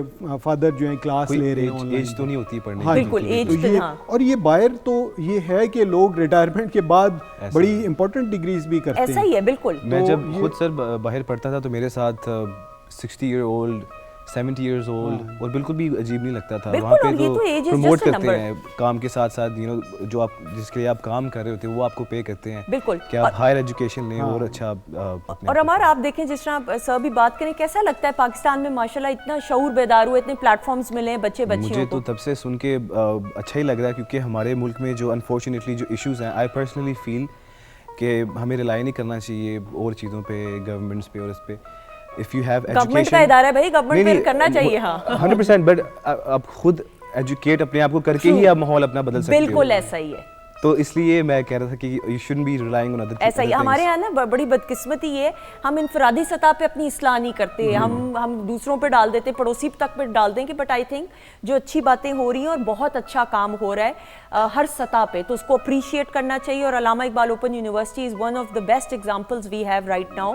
एजुकेशन सेक्टर में हुकूमती सतह पे जिस तरह से काम किया जा रहा है, ये बड़ी खुशाइन बात है। वो तमाम बच्चे बच्चियाँ हैं जिनके पास वो वसाइल नहीं है, जिनके पास वो प्लेटफॉर्म नहीं है, जिनके पास कम्युनिकेशन का वो राब्ता नहीं है, तो मैं समझती हूँ कि ये एक ऐसा हुकूमत का इदारा है जो अपना बहुत खुश उसलूबी के साथ जिम्मेदारियों को निभा रहा है। Sir, hats off to you, thank you so much. बस एक चीज़ मैं करके कंक्लूड करूँगा कि एक तो जिस तरह सोसाइटी और दुनिया में चेंजेस आ रही हैं और टेक्नोलॉजी का ब्लेंड हो रहा है, तो इसी तरह अल्लामा इकबाल ओपन यूनिवर्सिटी के जो प्रोसीजर्स और प्रोसेसेस हैं, मैनुअल से अब वो डिजिटाइज शक्ल में चले गए हैं। ठीक है। वो इनिशियली स्टूडेंट्स को थोड़ा सा, क्योंकि जब नया सिस्टम आता है तो उससे थोड़ी प्रॉब्लम्स भी आती हैं, कुछ हैं, लेकिन हमारा system with the passage of time improve कर रहा है। और जिस तरह पहले फाइनेंशियल असिस्टेंस की बात हुई, इसी तरह अगर आप कोई एडमिशन लेना चाहता है तो वो भी ऑनलाइन एडमिशन अप्लाई कर सकते हैं, इवन मैट्रिक में भी और पीएचडी में। बिल्कुल सही। तो ये जो हमारे जो अभी एक्टिंग वाइस चांसलर हैं डॉक्टर नासिर महमूद, और इससे पहले डॉक्टर ज़ियाउल क़य्यूम, ये दो शख्सियात ऐसी हैं कि इन्होंने बहुत बड़ा रोल प्ले किया और पूरा एक प्रोजेक्ट किया गया। और अब अल्लाह का शुक्र है कि अल्लामा इकबाल ओपन यूनिवर्सिटी फ्यूचर की यूनिवर्सिटी बन गई है। Excellent। तो लोगों को बहुत फैसिलिटेशन है कि उन्हें इवन वर्कशॉप्स हैं, जिस तरह आप भी पढ़े हैं, उसमें फिजिकली नहीं जाना पड़ता, ऑनलाइन वर्कशॉप आप ले सकते हैं घर बैठे तो आराम से। इसी तरीके से और बहुत सारी फैसिलिटीज़ आ गई हैं, तो इससे मुस्तफीद होना चाहिए। बिल्कुल डिजिटलाइज कर दिया है, जो दौर की इस जदीद दौर का तकाजा है, तो उसके साथ साथ चल रहे हैं। Excellent sir, thank you so much, it was a pleasure having you, बहुत शुक्रिया। और आपका बहुत शुक्रिया कि आपके ज़रिए हमने ये पैगाम पहुंचाया। और अभी 1 मार्च से ऑनवर्ड हमारा ग्रेजुएशन एंड अबव का एडमिशन भी शुरू हो चुका है, सही। हो रहा है। तो इसमें तमाम लोग जल्द अज जल्द या तो इलेक्ट्रॉनिकली अप्रोच करें या फिजिकली हमारे पास आएँ। बिल्कुल सही, आप ऑफिस जा सकते हैं या ऑनलाइन वेबसाइट से आप रब्ता कर सकते हैं। Thank you so much sir. और इसी के साथ अमार, समझ आप गए हैं, प्लीज ये माइक है और अमार है और हमारी क्लैप है, बहुत सारी क्लैप में अमार आ जाएगा।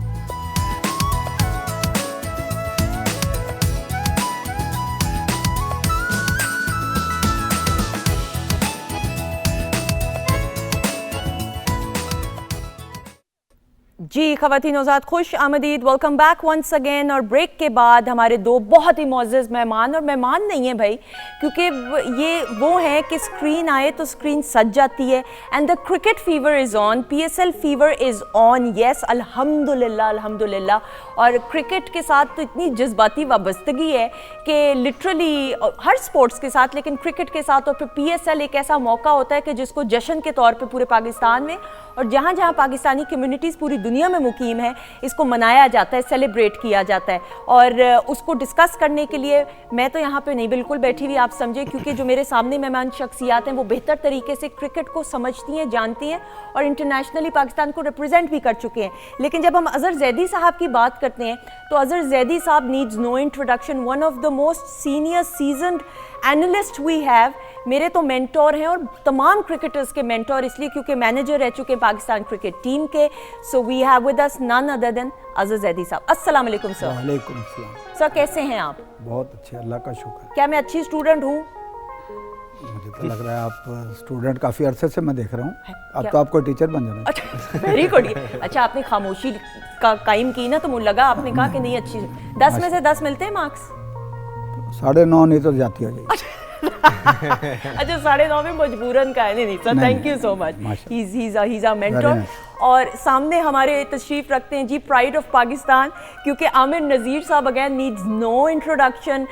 मैं समझती हूँ कि टेस्ट क्रिकेट की दुनिया का एक ऐसा नाम और पाकिस्तान की इंटरनेशनली पूरी दुनिया में नुमाइंदगी करते हुए one of the main fast bowlers Pakistan has seen. और अब जिस तरह से तज्जिए करते हैं, एनालिसिस देते हैं क्रिकेट के हवाले से, तो we have with us Aamir Nazir साहब। अस्सलाम वालेकुम। वालेकुम सलाम मैडम, बहुत शुक्रिया आपका मदू करने का। Thank you so much sir, it's an honour आप हमारे साथ मौजूद हैं। राइट आर्म फास्ट बॉलर हमारे साथ मौजूद। जी बिल्कुल सही कहा। मैंने कहा फंबलिंग ना कहीं हो जाए, क्रिकेट की सारी नॉलेज है लेकिन फंबलिंग ना हो, क्योंकि इतनी बड़ी शख्सियात मौजूद है। और साथ अमार भी मौजूद है और अमार की आवाज़ में हम खूबसूरत गाने भी सुन रहे हैं। अमार PSL देख रहे हो कि नहीं? मैं बिल्कुल फॉलो कर रहा हूँ PSL। I am really passionate about cricket, मुझे बहुत शौक है क्रिकेट का। कौन सी फेवरेट टीम है? और फाइनली पाकिस्तान ऑफ कोर्स। वो तो हो गया। PSL में कौन सी? लाहौर कलंदर्स। लाहौर कलंदर्स ऑफ कोर्स, क्योंकि मैं लाहौर से हूँ तो लाहौर को ही सपोर्ट करना है मैंने। बिल्कुल सर, म्यूजिक बंद करें क्योंकि लाहौर कलंदर सर क्या चल रहा है PSL में, क्योंकि लाहौर कलंदर तो बाद की ज़रा बात करेंगे, लेकिन इस वक्त ज़रा हम पहले बात करें मुल्तान एंड देन कराची। अब व्हाट्स नेक्स्ट फॉर PSL? बिस्मिल्लाहिर्रहमानिर्रहीम। सबसे पहले आपका शुक्रिया, आपने यहाँ बुलाया। और दूसरा ये है कि इस वक्त मैं तो जितने भी चैनल्स पे या जहाँ भी मैंने कहा है, ये इस वक्त अब एक त्यौहार बन गया है PSL। ये अब PSL नहीं रह गया। जैसे लोग बसंत पे एक त्यौहार मनाते थे, उस तरीके से लोग बाहर के मुल्कों से भी दोस्त भी आ रहे हैं, फैमिलीज़ भी आ रही हैं, और उनके पीछे एम यही है कि उन्होंने PSL देखना है। अब कैसे पास मिलेंगे, कैसे टिकट मिलेंगे, उस लिए भाग दौड़ लगी हुई है लोगों की। और मैं समझता हूँ कि पाकिस्तानियों के लिए ये बहुत बड़ा अच्छा एक तोहफ़ा है कि 8वां ये साल है और माशाल्लाह सब जो मैचेस हैं, सब जो टूर्नामेंट्स हैं वो अच्छे एक तरीके से हुए हैं। और सबसे बड़ी बात यह है कि इस वक्त पूरे के पूरे टूर्नामेंट लाहौर, कराची, पिंडी इसमें खेला है, मुल्तान में खेला जा रहा है। पहले आपको पता है ये दुबई भी हुआ है, मुश्किलात भी रही हैं, लेकिन अब आके ये टूर्नामेंट ऐसा एक सेटल प्रोग्राम हो गया है कि लोगों का इंतज़ार होता है और लोग पूछते हैं कि PSL कब शुरू। बिल्कुल सही सर, जिस तरह सर ने भी कहा एंड आई टोटली अग्री, आप भी इससे आई एम श्योर अग्री करेंगे कि अब एक त्यौहार की सूरत में इसको मनाया जाता है। और हम देखते हैं कि इंटरनेशनली पाकिस्तान का एक बड़ा पॉजिटिव इमेज गया है, क्योंकि तमाम पूरी दुनिया में जो जहाँ लीग्स खेली जाती हैं वहाँ पे PSL की बड़ी स्टैंडिंग बड़ी स्ट्रॉन्ग किस्म की है। बहुत शुक्रिया। देखें, ये नजम सेठी साहब थे जब ये पहला एडिशन हुआ था PSL का, तो यहाँ आपको पता है एक इंसिडेंट हुआ, श्रीलंका जब टीम आई उस पर अटैक हुआ, उसके बाद पाकिस्तान में कोई टीम आना बंद हो गया।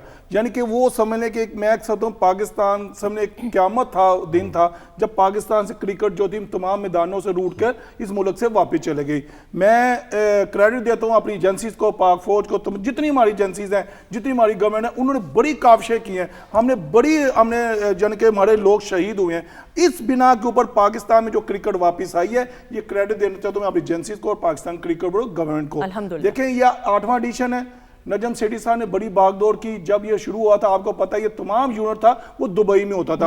आपको पता है कि बाहर जब ये इवेंट करते हैं तो कितना एक्सपेंस आता है, कितने लोग जाते हैं, पूरा क्रू होता है, हर चीज होता है। अल्हम्दुलिल्लाह अब ये वो वक्त आ गया कि आप देखें पूरे पाकिस्तान में हम 4 शहर में इस बार डेट हुआ है, अगले साल इंशाल्लाह पेशावर में हम जाएंगे। ये एक खुशाइन बात है, ये पाकिस्तान की क्रिकेट वापस आई। आप देखें इंग्लैंड आ गया, ऑस्ट्रेलिया आ गया, न्यूजीलैंड उठ के चला गया था, फिर वापस वो आ गया, यानी कि अब इंडिया रह गया, ओनली इंडिया। मैं कहता हूं देखिए जी, गवर्नमेंट आपस में बातचीत होती है, क्रिकेट पे जो है ना वो हमें ईच अदर हमें खेलना चाहिए और अच्छा डिजाइन। PSL आप बात करिए, इस टाइम जो टॉप ब्रांड बन चुका है पाकिस्तान, वाहद PSL है। इंडियन IPL के बाद पाकिस्तान PSL हर क्रिकेटर अब खेलना चाहता है। इनका एक पैसों का एक प्रोसेस बड़ा अच्छा है, उसमें कोई ऐसा घपला वाली बात नहीं है। और माशाल्लाह अब ये देखिए जितने फॉरेन क्रिकेटर आते हैं, जिस तरह हम इनको मेहमानदारी करते हैं, जिस तरह हम उनको एक सदर का एक प्रोटोकॉल देते हैं, मैं कहता हूँ इससे अमेजिंग वो खुद परेशान है कि यार हम कौन से मुल्क में आ गए और कैसी क्रिकेट। सर हमारे मुल्क की तो रिवायात और कल्चरल वैल्यूज ऐसी हैं कि मेहमान तो बाई से वैसे ही रहमत होता है, और जिस अंदाज से अभी अजहर साहब, लेकिन PSL से, और हमने ये सब हमेशा डिस्कस आपके साथ तो मैंने हमेशा किया कि इससे यंग टैलेंट बड़ा प्रमोट होता है और एक मौका मिलता है उनको अपना आप दिखाने का। आप क्या समझते हैं कि ये PSL जिस तरह कंटिन्यूस चल रहा है ये कितना ज़रूरी है, और जितने यंगस्टर्स हैं जिनको अदरवाइज प्लेटफॉर्म नहीं मिलता, इस प्लेटफॉर्म के जरिए स्क्रीन आउट करके फिर नेशनल टीम में जाने के कितने चांसेस मिलते हैं? मैं भी लास्ट मंथ तक भी सेंट्रल पंजाब का मैनेजर था, जनवरी में ख़त्म हुआ हुआ टूर्नामेंट। तो हर लड़के की ख्वाहिश थी कि वो PSL का हिस्सा बने। उसमें 2 फ़ायदे हैं। एक तो आप पॉपुलर इतने हो जाते हैं कि आपकी पहचान हो जाती है। आप 3 घंटे के मैच में एक लड़का अगर अच्छी बैटिंग करे, अच्छी बॉलिंग करे और अच्छी फील्डिंग करे, और जो देखने वाले लोग हैं वो उसकी पहचान बन जाती है उस खिलाड़ी की। वो भूल जाते हैं कि ये टेस्ट क्रिकेटर है या नहीं है, वनडे खेला है कि नहीं खेला, 20 का खेला है कि नहीं खेला। PSL से वो हाइप क्रिएट होती है उसकी, और वो फिर मुख्तलिफ लीगों में जाती है परफॉर्मेंस सारी, और माशाल्लाह पे उसके बैकग्राउंड पे पैसा भी बहुत है। तो जो आपने देखा है कि पठान लोग आ रहे हैं, कितने लोग उसमें शामिल हुए और परफॉर्म कर रहे हैं। सबसे बड़ी वो मेहनती होते हैं। और मैंने बहुत सारे यंगस्टर को देखा है कि जो PSL से बने और अपने घर के लिए एक ज़रिया बन गए खाने का और अपने घर को खिलाने का। तो ये बहुत बड़ी खुशाइंद बात है कि आप यंगस्टर को देखें, एक प्लेटफार्म ऐसा हो गया है कि अगर आप अच्छी परफॉर्मेंस दें, अब कई लड़के मैं देख रहा हूँ जो यंगस्टर हैं लेकिन वो 6-7 एडिशन जो है खेल चुके हैं, तो वो अब पॉपुलर भी हो गए हैं, उनको समझ भी आ गया। और इतना क्राउड आपने देखा आम मैचेस में भी, टेस्ट मैचेस हों, वनडे नहीं होता और तरह तरह के लोग, आपको ये पता है शारजा से शुरू हुआ था, लेडीज़ का बहुत ज़्यादा देखना, इनके लगा के और बड़े अच्छे अच्छे कपड़े पहन के। तो अब ये पाकिस्तान में की ज़रूरत ज़्यादा थी। हाँ, तो अब पाकिस्तान में ये लेडीज़ को कितना शौक है, आप ज़रा गौर करें स्क्रीन पे, तो लोग खाना पकाना खाना छोड़ देते हैं कि नहीं जी PSL के मैच पे जाना है। तो इसकी कितनी अहमियत है। और मैं तो समझता हूँ कि इस वक्त, पहले आपको पता है पाकिस्तानी नंबर 1 थी हॉकी, अब मेरा ख्याल है क्रिकेट में लोग इतनी तवज्जो दे रहे हैं कि इस गेम से बहुत प्यार करते हैं लोग। और घरों में शाम से शुरू होने से पहले ये वो कहता है या बाद में खाना खाना या पहले खाना, बिल्कुल। तो मैच इतनी उससे दिल लगी से, दिल जमी से देखते हैं। तो ये बड़ी अच्छी एक साइन है पाकिस्तान की स्पोर्ट्स के लिए भी और ख़ासतौर पे क्रिकेट के लिए। बिल्कुल। और अमर, आप क्या कहेंगे कि, और फिर मुझे ऐसा लगता है Amar, you being a youngsters you can connect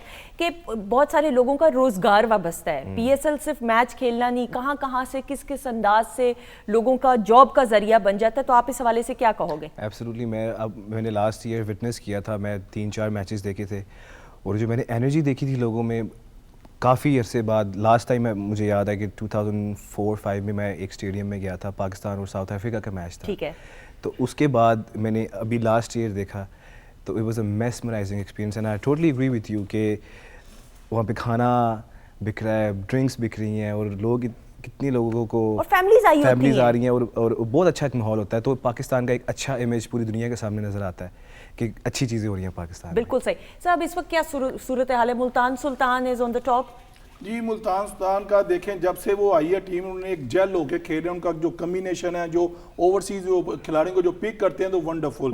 अभी वो पहला मैच लाहौर कलंदर से हारने के बाद इन्होंने 5 मैचेस वो खेले हैं on the top in the league. उनका आप देखें, उनके जो टॉप ऑर्डर है बैटर जो है वो तमाम ओवरसीज हैं, और वो अच्छा परफॉर्म करते हुए आ रहे हैं, मुख्तलिफ लीग्स खेलते आ रहे हैं। मगर मुल्तान सुल्तान का बॉलिंग स्पेल देख लें, उनका मिडल ऑर्डर देख लें, उनका ओपनिंग स्टैंड रिजवान माशाल्लाह जैसी फॉर्म में इंटरनेशनल PSL में he is going very well. But ये है कि वो उनकी टीम ऑन द टॉप है, और लास्ट वो फाइनल भी जीते हुए हैं। मगर ये है कि जितनी और भी टीमें हैं वो स्ट्रगल जरूर कर रही हैं, उनको अभी थोड़ा टाइम। मगर ये लोग कहते हैं टाइम, भाई आपने जब पिक कर रहे थे आपको पता नहीं था PSL 8 के लिए जा रहे हैं। अब एक्सक्यूज नाम की देखें, आई एम ए प्रोफेशनल, मैं कहता हूँ एक्सक्यूज नाम जो करता है ना वो सबसे निकम्मा बंदा होता है। भाई आप अगर मैं प्रोग्राम में आए, मुझे पता है मैंने 2 बजे निकलना, 3 बजे मैंने स्टार्ट होना है, तो आप उसको होमवर्क करें। आप ऐसे प्लेयर अडैप्ट करें उसके अंदर जो आपको लड़ते हुए नजर आए। आप ऐसी प्रोडक्ट यहाँ डोमेस्टिक से उठाएं जो अब आपके देखें, कल एक आजम खान की आप इनिंग्स ले लें, मैं एक इनिंग्स को नहीं मानता भाई, आप वो एक्चुअली वो पहले खेल चुका है, आपने एक इनिंग्स के ऊपर सोशल मीडिया हर कोई वाह वाह आजम खान, भाई नहीं, ये बात नहीं है, कंटिन्यू चलो। आप देखें जो मॉडर्न क्रिकेट चल रही है वो ठीक है, पावर हिटिंग माशाल्लाह वो हेल्दी है, ये हेल्दी होना उसका जुर्म नहीं है माशाल्लाह। उसको जो उसने इनिंग्स खेली है वो सबके उसने दिल जीत लिया, ऐसा ही है। मैं भी बड़ा खुश हूँ। मगर एक डिमांड है, एक क्रिकेट का डिमांड है, फुली फिट आप आए, हम हाजिर हैं आपको खिलाने के लिए। हम ये नहीं कहते कि आजम खान को टेस्ट क्रिकेट का बेटा, वो नहीं, हम कहते हैं आप आए मोस्ट वेलकम। मगर एक कानून है, एक फिजिकल फिटनेस है, उसको थोड़ा रिड्यूस करें। उससे पहले बड़े बड़े प्लेयर आए जिनके पेट बून था, राणा टूंगा था, उनके one of the selectors right now. कौन जी? You are one of the selectors. मैं जूनियर सिलेक्टर हूं जी। मैं ये जब आया था उस वक्त ये माता हेल्दी था, मगर अब ये कुछ ज्यादा ओवरवेट हो गया, मगर he is very good talented cricketer, इसमें कोई शक नहीं। जो उसने कल इनिंग्स खेली है उसने पाकिस्तान का क्या पूरी दुनिया में उसने दिल जीता। बिल्कुल सही। सब जो कराची किंग है उसका जो इस वक्त की सूरत हाल परफॉर्मेंस के हवाले से, एंड देन करेक्ट मी, मेरी इस्लाह कीजिएगा, जो लाहौर कलंदर की 2 साल पहले थी, क्या वहां पे ही कराची किंग इस वक्त स्टैंड कर रही है? क्योंकि उसकी परफॉर्मेंस पे क्वेश्चन मार्क्स आ रहे हैं। अगर आपने सारे मैचेस देखे हों तो मेरा ख्याल है हर टीम पे ये वक्त आ चुका है कई दफ़ा, और मेरा ख्याल है ये एक मेले का सा समय है। कंसिडरिंग कराची किंग्स की पास्ट हिस्ट्री, पिछले पीएसएल को देखते सर हैं, पिछले से 14 पिछले मैच लूज कर चुके हैं अभी तक। अगर आप मेरा ख्याल है पहली लाहौर कलंदर की देख लें फर्स्ट, तो लोग दुआ कर रहे थे कि कोई तो मैच जीत लें। बिल्कुल सही। तो ये सारी जगह इसी तरह है। और लेकिन मैं मेरी ज़ाती राय में जो मैं क्रिकेट को समझता हूँ कि जितने भी मैचेस होते हैं ना उसमें उस दिन की पिच काउंट करती है, डेट डे काउंट, उस दिन आपकी लक काउंट करती है। और उस दिन देखें एक बॉलर आपको 4 आउट करके दे रहा है, एक बॉलर ने 4 आउट किया, आपको पता जो इस वक्त टॉप पे है, बिल्कुल सही, ठीक है, और अगले दिन उसको नहीं विकेट मिलती। तो अब जो मैचेस हैं वो फैसला कुन टाइप आने शुरू हो गए 5 के बाद। 5 के बाद जो मैचेस होंगे फिर आपको पता लगेगा कि आपने अगले 4 में जाना है कि नहीं जाना, सेमीफाइनल तक पहुंचना है कि नहीं पहुंचना। उनके पीछे जो बेंच बैठा है पीछे बड़े बड़े आपको पता है सुपरस्टार जो हैं वो कोचेज़ हैं। अब वो उन कोचेज़ का फ़र्ज़ है कि जिन लड़कों को आपने सेलेक्ट किया है किस बेस पे किया है, कैसे किया है और उनको यूटिलाइज़ कैसे करना है, ये आपने उस दिन के हिसाब से देखना है जिस दिन की पिच की डिमांड किया है। ओके। तो क्योंकि आप यहाँ बैठे तो नहीं कह सकते कराची में उसको खिला लो, मुल्तान को उसको खिला लो, उस दिन काउंट करती है पिच। और जब भी आपने देखा होगा जो कप्तान है वो भी अंदर जाते हैं, देखते हैं, कोच भी जाते हैं, देखते हैं, उसके बाद वो एक टीम बनाते हैं, फिर वो एक रिज़ल्ट सामने आता है। तो मेरा ख्याल है लक भी काउंट करती है। और उस दिन आप अगर अच्छी परफॉर्मेंस दे जाएँ तो 20 की गेम जो है ना वो लोग पसंद भी इसलिए करने लगे हैं कि 3 घंटे में फैसला होता है। एडवर्टाइज़र भी वहाँ ज़्यादा आ रहा है कि एडवर्टाइज जल्दी मिलती है, इतने लोगों में मिलती है, आवाम भी इसलिए आ रहे हैं। तो मेरा ख्याल है कि ये ऊंच नीच होगी, लेकिन जैसे ही 5 मैच होंगे फिर आपको एक क्लियर पोजीशन पता लग जाएगी कि यार ये फाइनल 4 में जा रही है टीम कि नहीं जा रही। सर ड्यू फैक्टर भी तो है, सेकंड इनिंग्स में अगर बॉलिंग खेलनी हो करनी हो तो वो कितना इफेक्ट करता है? वो दोनों के लिए है, किसी दिन ज़्यादा हो जाती है, किसी दिन कम हो जाती है। लेकिन जब अगर कई दफ़ा तो गेंद नीचे पड़ती नहीं है, वो बाहर ही फेंक देते छिक्का, तो वहाँ तो ड्यू कहीं नहीं लगेगी, बाहर से ही वापस आ जाएगी। तो उसमें आपका एक हौसला चाहिए, हिम्मत चाहिए, और आप निडर प्लेयर हों कि यार मुझे करना है, और आपके सामने टारगेट किया। अगर आपको 6 के हिसाब से, तो पहले एक शुरू में जब ये शुरू हुई थी तो मैं समझता था 30, 40, 50, 60, 70 रन करते थे लोग, 5-6 आउट होते थे। अब ये डिफरेंट इसने इख्तियार कर ली अपनी सूरत। अब 50-60 करते हैं, वो कहते हैं जी आउट कोई ना हो, आखिरी ओवर में हम रन्स काट लेंगे। और आपने देखा होगा कि बिल्कुल चेंज हो गई फॉर्मेट। पहले जो था 20 में तो जल्दी लोग करते थे 150, 140, 145 को बहुत बड़ा स्कोर समझते थे। अब 220, 200 तक पहुंच रहे हैं। तो मेरा ख्याल अगर आपके पास अच्छे बॉलर है, कई दफ़ा आपने अच्छा बॉलर एक सेव करके रखा होता है कि लास्ट मैच ओवर्स में उसको करा देंगे और उसको भी मैच मार पड़ जाती है। तो ये पार्ट ऑफ गेम है, और क्रिकेट बाई चांस है, और गेम ऑफ अनसर्टनिटी है जो रहेगी हमेशा हमेशा। Sir you being a bowler, due factor कितना काउंट करता है, और कोई सजेशंस या क्या टिप्स या क्या ट्रिक्स ऑफ द ट्रेड, सादा ज़बान में ट्रिक्स और स्ट्रेटजी क्या होनी चाहिए? वही एक्सक्यूज, मुझे 200 करोड़ रुपया मिल रहा है और मुझे ये नहीं पता ड्यू बॉल क्या है, मैंने गीला बॉल भाई करना है। ये अब ये रात को अम्मी ने सालन में बोटी नहीं दी तो आप क्या वो खाना नहीं खाएंगे? मुझे डांटे तो ना, मेरा नहीं बता रहा हूँ, यानी कि हमने खाना है। मैंने तो यानी कुछ कि नहीं ड्यू किया। फैक्टर यानी कि हमने एक ना ऐसे बना लिया है। देखिए मैंने भी क्रिकेट खेली है, ये मैंने माई बाप सामने बैठे, इनके हाथों से मैं PNT क्लब से यहाँ तक पहुंचा हूं, और हमें सब कुछ बताया जाता है। देखिए जब आपको ड्यू फैक्टर आ गया तो क्या हुआ भाई, आप उस तरह की टेक्निक यूज करें, आप उस तरह की ग्रिप बनाना यूज करें कि आपने सिलाई कैसे पकड़नी है, आपने बॉल कैसे फेंकना, आपकी लाइन और लेंथ क्या होनी चाहिए। ड्यू फैक्टर रोना पिटना डाल देते हैं, टास हार के वो कर दो, ये चीजें नहीं। मैं मेरा एक अपना तजिया, बिल्कुल नहीं, आपने तो खुद नाराज हो मगर मेरा एक जट का तसरा होता है, यानी कि लोगों को जो समझ आनी चाहिए। सर आपने तो खुद प्रैक्टिकली खेला हुआ है, मैंने किया, मैं डाउन द अर्थ आया हूं मैडम, मैं डाउन द अर्थ आया हूं। मुझे पता है कि मैं जब खेला था, इनको पता कि मेरे पास तो शूज भी नहीं थे, मेरा शूज ये नीचे थे, ऐसा तला पूरा फटा होता था, मगर मैं उस टाइम भी खेलता था। सर आपको कोई ऐसा वाकया याद हो? इतने सारे वाकयात होंगे, और ये ड्यू फैक्टर से रिलेटेड या कोई ऐसे वाकयात? मैडम उस वक्त ये चीजें नहीं होती थी, अब आ गया मोबाइल फोन, जो सोशल मीडिया आ गया। उस वक्त तो हमारे पास तो कोई होता है, वो लिखने वाले होते थे, लिखारी, जो सुबह पता था चल रही आमिनी जी ने ये किया हुआ है। अब तो आप कुछ करो, नीचे मारो, सारा कुछ इधर आ जाता है। इस तरह नहीं है, उस वक्त क्रिकेट होती थी, अब है फैशन। ये ड्यू हो गया, टॉस हो गया जी, उसके ये अच्छी फॉर्म नहीं, ये चीजें नहीं होनी चाहिए। बी ए प्रोफेशनल, हमें हर चीज हो। अब फौजी में खड़ा हूं, नहीं यार उधर से गोली आ गई, भाई नहीं चलानी, भाई क्यों नहीं चलानी? बिल्कुल सही, भाई चला, तेरा काम चलाना है, तुझे पता है मैंने बॉल कैसे करना है, तू करना पड़ेगा। तुझे मैं पैसे देता हूँ तू कर। यानी हर हालत में आप Yes. और जिंदगी के किसी मामले में भी आप एक्सक्यूज नहीं बना सकते। ये मेरा ये कहना है कि एक्सक्यूज नाम की चीज नहीं है। बिल्कुल, आप उधर देखें, मुझे डर लग रहा है, मुझे कह रहे हैं, मैंने तो कुछ नहीं सर किया, मेरा ये इनका मेरा इस तरह का है कि हम कर सकते हैं बात नहीं। But that's on a serious note, Azhar साहब, आई एग्री विद आमिर साहब कि जिंदगी में आप एक्सक्यूज बनाना शुरू हो जाए तो कोई इंसान भी कामयाब नहीं हो सकता। सर मैं आपसे भी जरूर ये जानना चाहूंगी, और ये सवाल ऐसा जो आप जरूर बेहतर, सब क्रिकेट के हवाले से हर कोई तबसरे करने बैठ जाता है टीवी पे। अब आई डोंट नो, मैं being a viewer and a layman, मुझे ऐसा लगता है कि जो क्रिकेट एक्सपर्ट है, जिसने खुद क्रिकेट खेली हो या क्रिकेट टीम का हिस्सा रहा हो, जिस तरह सर आप तो you are one of the fathers of cricket, आपको तो मेंटोर सारे समझते हैं, तो आप दे सकते हैं तज्जिया। अब जो शख्स जिसने खेली भी नहीं, जिसको पता भी नहीं, वो भी तज्जिया देने बैठ जाए तो आई डोंट नो, वो तो लोगों को समझ भी नहीं आएगी कि कौन सही है कौन नहीं है। क्या कहेंगे इस हवाले से? मुझे एक मोहतरमा ने रोका, उन्होंने कहा आपने देखा उसने क्या किया, एक प्लेयर का नाम लिया उन्होंने, तो मज़ेदारी की बात है वो टीम में नहीं था। तो अब तो बाजियाँ भी तबसरे करने शुरू हो गई हैं। तो मैंने कहा मैडम वो नहीं खेला, वो पिछले दिखा रहे थे आपको, तो वो उसको और दिखाया। तो बेसिकली अब जो होनी चाहिए बाजी हैं घर में, अच्छी बात है, क्रिकेट को समझ, मेरी पोती है माशाल्लाह समझती है, बताती है आके कि जी ये आउट इस तरह हुआ, ये आज का मैच है। लोगों को पता नहीं होता, पुराना मैच देख के ना तबसरा कर रहा होता है कि जी वो क्या हो गया, हालांकि वो रनिंग मैच नहीं होता। तो ये बिल्कुल अच्छी चीज़ है कि समझना भी चाहिए। टीमों का नहीं पता, कई खिलाड़ियों का तो नाम नहीं पड़ा जाता, जो TKC है वो सबका पता क्या कौन सा खिलाड़ी है ये। तो हमें भी जब देखना होता है तो पहले पूरा नाम पढ़ना होता है कि यार इसका मुखफ़फ़ ले रहे हैं ये, इसका पूरा नाम क्या है, बाहर के खिलाड़ियों का ख़ास तौर पे 2-3 दिन पहले आते हैं, मैच पे शुरू होता है, वहाँ नाम लिस्ट आती है तो पता लगता है जाके। लेकिन उसके बाद भी तबसरा करना इस मुल्क में आप जिससे मर्जी करवा लें, क्रिकेट पे करवा लें, लोगों को ये नहीं पता मैच कराची में हो रहा है, लाहौर में हो रहा है, तबसरा वो कर देते हैं। और जिससे मर्जी ले लें, आप रेडी वाले के पास चले जाए, उनका मैच का वो भी आपको बता देगा। लेकिन लगाव उनका क्रिकेट से ज़रूर है, नहीं ये तो इसमें पहचान ज़रूर है। मैंने ये देखा कि लोगों को थोड़ी सी नॉलेज भी है, और घरों में भी अब थोड़ी सी नॉलेज है कि ये क्रिकेट कैसे खेलनी चाहिए। लेकिन मैं आमिर की बात से, इस बात से बिल्कुल एग्री करता हूँ। आपको यहाँ शो करने के पैसे मिलते हैं, आपको इज्जत मिलती है, आपको शोहरत मिलती है, आप पाकिस्तान के लिए खेल रहे हैं, आप वर्ल्ड में देखे जा रहे हैं, तो वहाँ एक्सक्यूजेज नहीं है। टॉस कोई भी जीत सकता है, पहली टर्न किसी की भी आ सकती है, आप दूसरे नंबर पे बारी किसी को भी मिल सकती है। तो वो पहले नहीं पता होता किसी को कि ये टॉस हम हारेंगे या जीतेंगे। नो एक्सक्यूजेज, और ये लैम एक्सक्यूजेज है मेरे लिहाज से।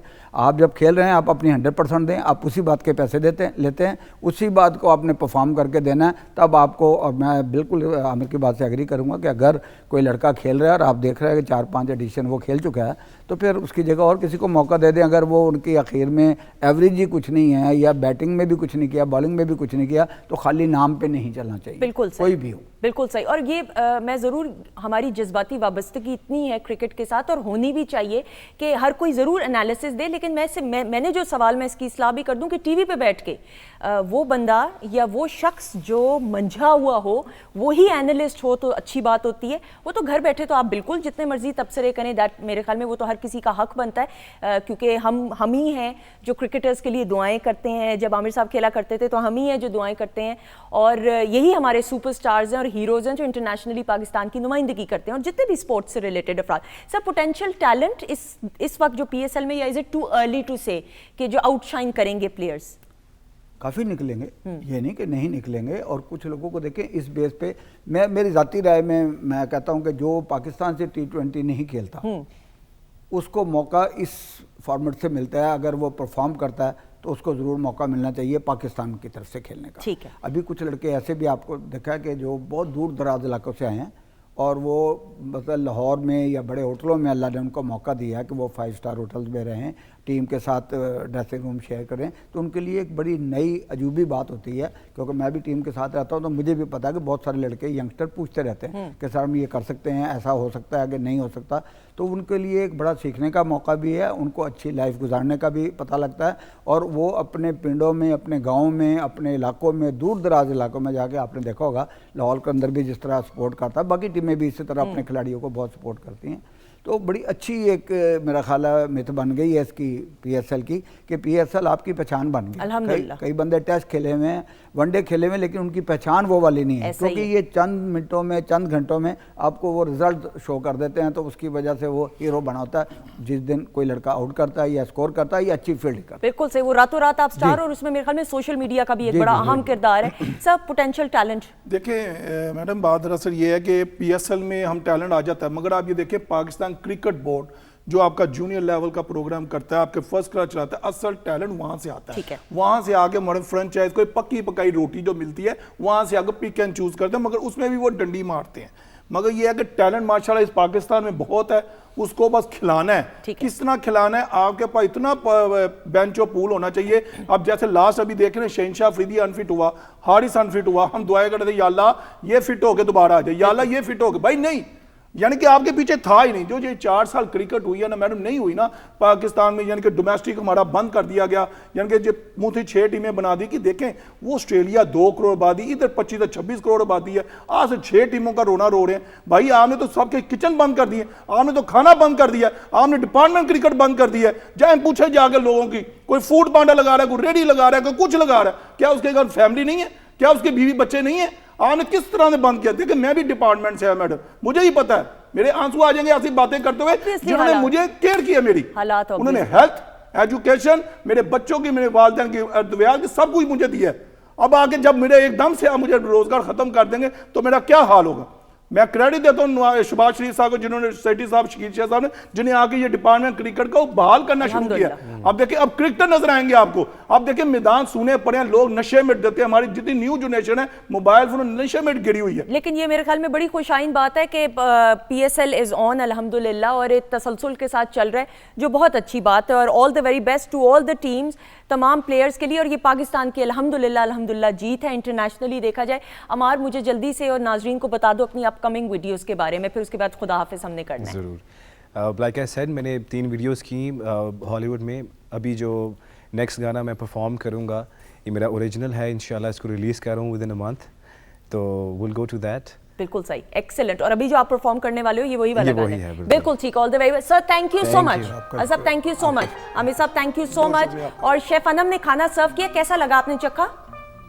मुझे तो आपने मैंने ब्रेक में चखा था पहले, मुझे मैं वहां बैठा बैठा थक गया, तो वहीं खा लेता। लग रहा है आज आप किसी से लड़के आए हैं, मुझे पूरा यकीन है। अभी मैं प्रोग्राम के बाद मैं खाने के साथ लड़ूंगा। Anam thank you so much. आप इंशाल्लाह आपसे फिर मुलाकात होगी। अब तक बहुत सारा ख्याल रखिएगा, खुदा हाफिज। और जाने से पहले हमार की आवाज़ में खूबसूरत सा गाना आ जाइएगा, बहुत सी क्लैप में।